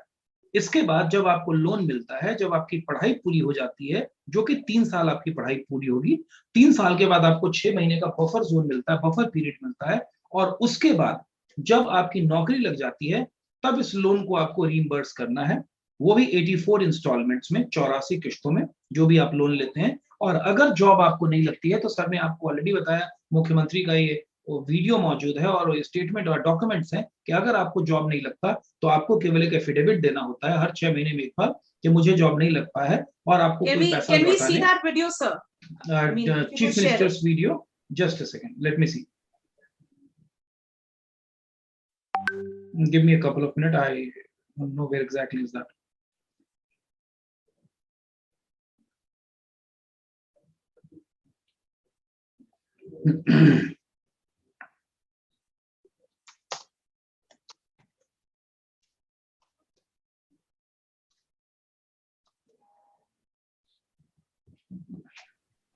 मेरे पास चार्ट में एक सवाल आ रहा है, बच्चे का कहना है 13th को मॉक टेस्ट ऑनलाइन होगा या ऑफलाइन? बच्चे 13th को ऑनलाइन कैसे हैं आप सब? हमें बहुत खुशी हो रही है आपको ये बताने में कि इस बार वर्ष 2021 सत्र के लिए जो पहली क्लास होगी वो 1 जून को होगी, और 1 जून को इंडक्शन प्रोग्राम होगा सिमिज कॉलेज का। और हर साल की तरह इस साल भी सिमिज बिहार का पहला संस्थान है जहां पर क्लासेस की शुरुआत हो रही है, जहां पढ़ाई की शुरुआत हो रही है। ये हमारी एक परंपरा है कि हम सिमिज में छात्रों के समय को बहुत महत्व देते हैं और कोशिश मेरे करते पास हैं वीडियो कि है, पढ़ाई मैं वीडियो को शो करूं अगर शेयर करूं, मुझे अनुमति दिया जाएगा। IIM तो IIT जैसे संस्थानों में बहुत समय से शुरुआत होती है, हम कोशिश करें कि हमारे संस्थान में भी बच्चों के समय को पूरा महत्व दिया जाए, और हम अपने सेशन को बहुत समय के साथ शुरू करने की कोशिश हमेशा करते हैं। और ये एक हेड स्टार्ट मिल जाता है, अर्ली स्टार्ट करने से जो दूसरे संस्थान के बच्चे हैं उनकी तुलना में हमारे बच्चे जो हैं वो थोड़े आगे होते हैं, क्योंकि उनके वो 2-3 महीने की जो लीड लेते हैं वो लीड उनको बहुत काम आती है। और एक बात हम कह देते हैं, बच्चों को पढ़ाइएगा जरूर। इंटर के बाद आगे हमारे यहाँ बच्चे कम पढ़ते हैं, लड़कियां कम पढ़ती हैं, उसको कहते हैं ग्रॉस एनरोलमेंट रेशियो 13.9%, राष्ट्रीय औसत 24 है। हम लोगों ने मन बनाया है कि राष्ट्रीय औसत से भी ऊपर जाएंगे, 30% तक कम से कम ले जाएंगे कि इंटर के बाद भी आगे पढ़े। और गरीबी के कारण अगर लोग अपने बेटे बेटी को नहीं पढ़ा पाते हैं, इसलिए हम लोगों ने योजना शुरू की है स्टूडेंट क्रेडिट कार्ड की। वो अगर इंटर के बाद आगे पढ़ना चाहता है तो 4 लाख रुपए तक की सहायता राज्य सरकार स्टूडेंट क्रेडिट कार्ड के माध्यम से देगी।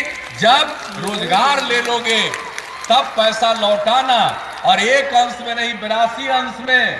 लेकिन अगर रोजगार नहीं मिलेगा और आपने स्टूडेंट क्रेडिट कार्ड का फायदा उठा करके सरकार के धन से आगे की पढ़ाई की है, यकीन मानिएगा वैसे लड़के को पैसा वापस करने के लिए हम बाध्य नहीं करेंगे, माफ कर देंगे। लेकिन पढ़िए जरूर, पढ़ना जरूरी है, पढ़ने पर ही आगे बढ़िएगा। इसलिए हम सब लोगों से आग्रह करेंगे, बेटा हो, बेटी हो, पोता हो, पोती हो, नाती हो, नतनी हो, सबको पढ़ाइए और इंटर के भी आगे पढ़ाइए और स्टूडेंट क्रेडिट कार्ड योजना का लाभ लेकर पढ़ाइए। ये मन पढ़ाइएगा कि नहीं पढ़ाइएगा, जरा हाथ उठा के बताइए। तो आप लोगों ने देखा कि कैसे मुख्यमंत्री खुद इस बात को बोल रहे हैं कि जो स्टूडेंट्स हैं वो लोग लोन लेकर के पढ़ें, और अगर उनको जॉब नहीं लगता तो वैसी कंडीशन में उसको माफ कर दिया जाएगा और इस आशय का आदेश भी ऑलरेडी निर्गत किया जा चुका है, ऑर्डर भी है, डॉक्यूमेंट्स में, इसलिए इसमें कोई दिक्कत नहीं है। तो अब सबसे पहला स्टेप जो आप सभी स्टूडेंट्स को करना है वो आप फॉर्म ले लें। एक आप साइट का एड्रेस नोट करें, सिमेज की जो वेबसाइट है आप उसका एड्रेस नोट करें, www.simage.in, www.simage.in। मैं एक चीज यहाँ पे बोलना चाहूंगी, अभी एक बच्चे ने बहुत इंटरेस्टिंग सवाल पूछा है मैसेज में मुझसे कि मैम अगर क्रेडिट कार्ड नहीं हुआ तो क्या? बच्चे अगर क्रेडिट कार्ड नहीं हुआ तो पढ़ाई नहीं करोगे क्या? मैं आपको एक चीज जरूर यहाँ पे बोलना चाहूंगी, बहुत हमारे मन में होता है कि फीस कितनी है। बच्चे फीस से ऊपर उठो, आपका कंसर्न ये होना चाहिए कि मुझे ये कोर्स करके क्या मिलेगा। आपको अगर एक अच्छा करियर मिलता है जो आपकी 1 साल की सैलरी में आपके 3 सालों का फीस पूरा निकाल देता है, और क्या चाहिए आपको?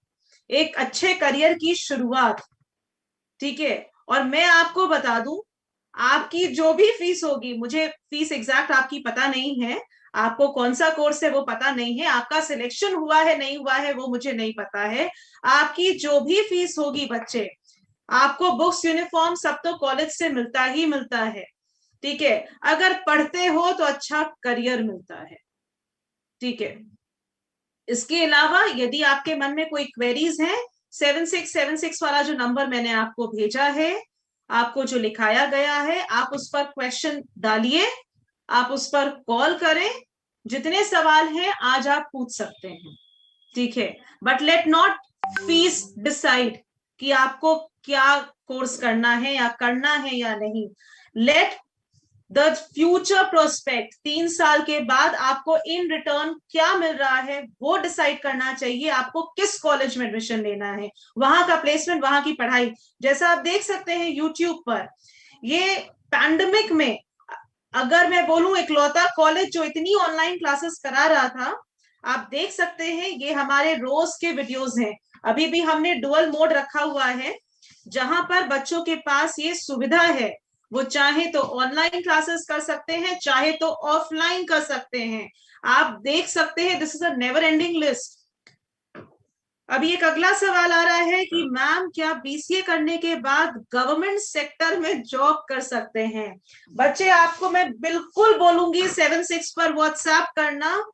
प्लेसमेंट की सारी फाइल, सारी रिपोर्ट्स नहीं भेज पाते हैं, बहुत ज्यादा भारी है।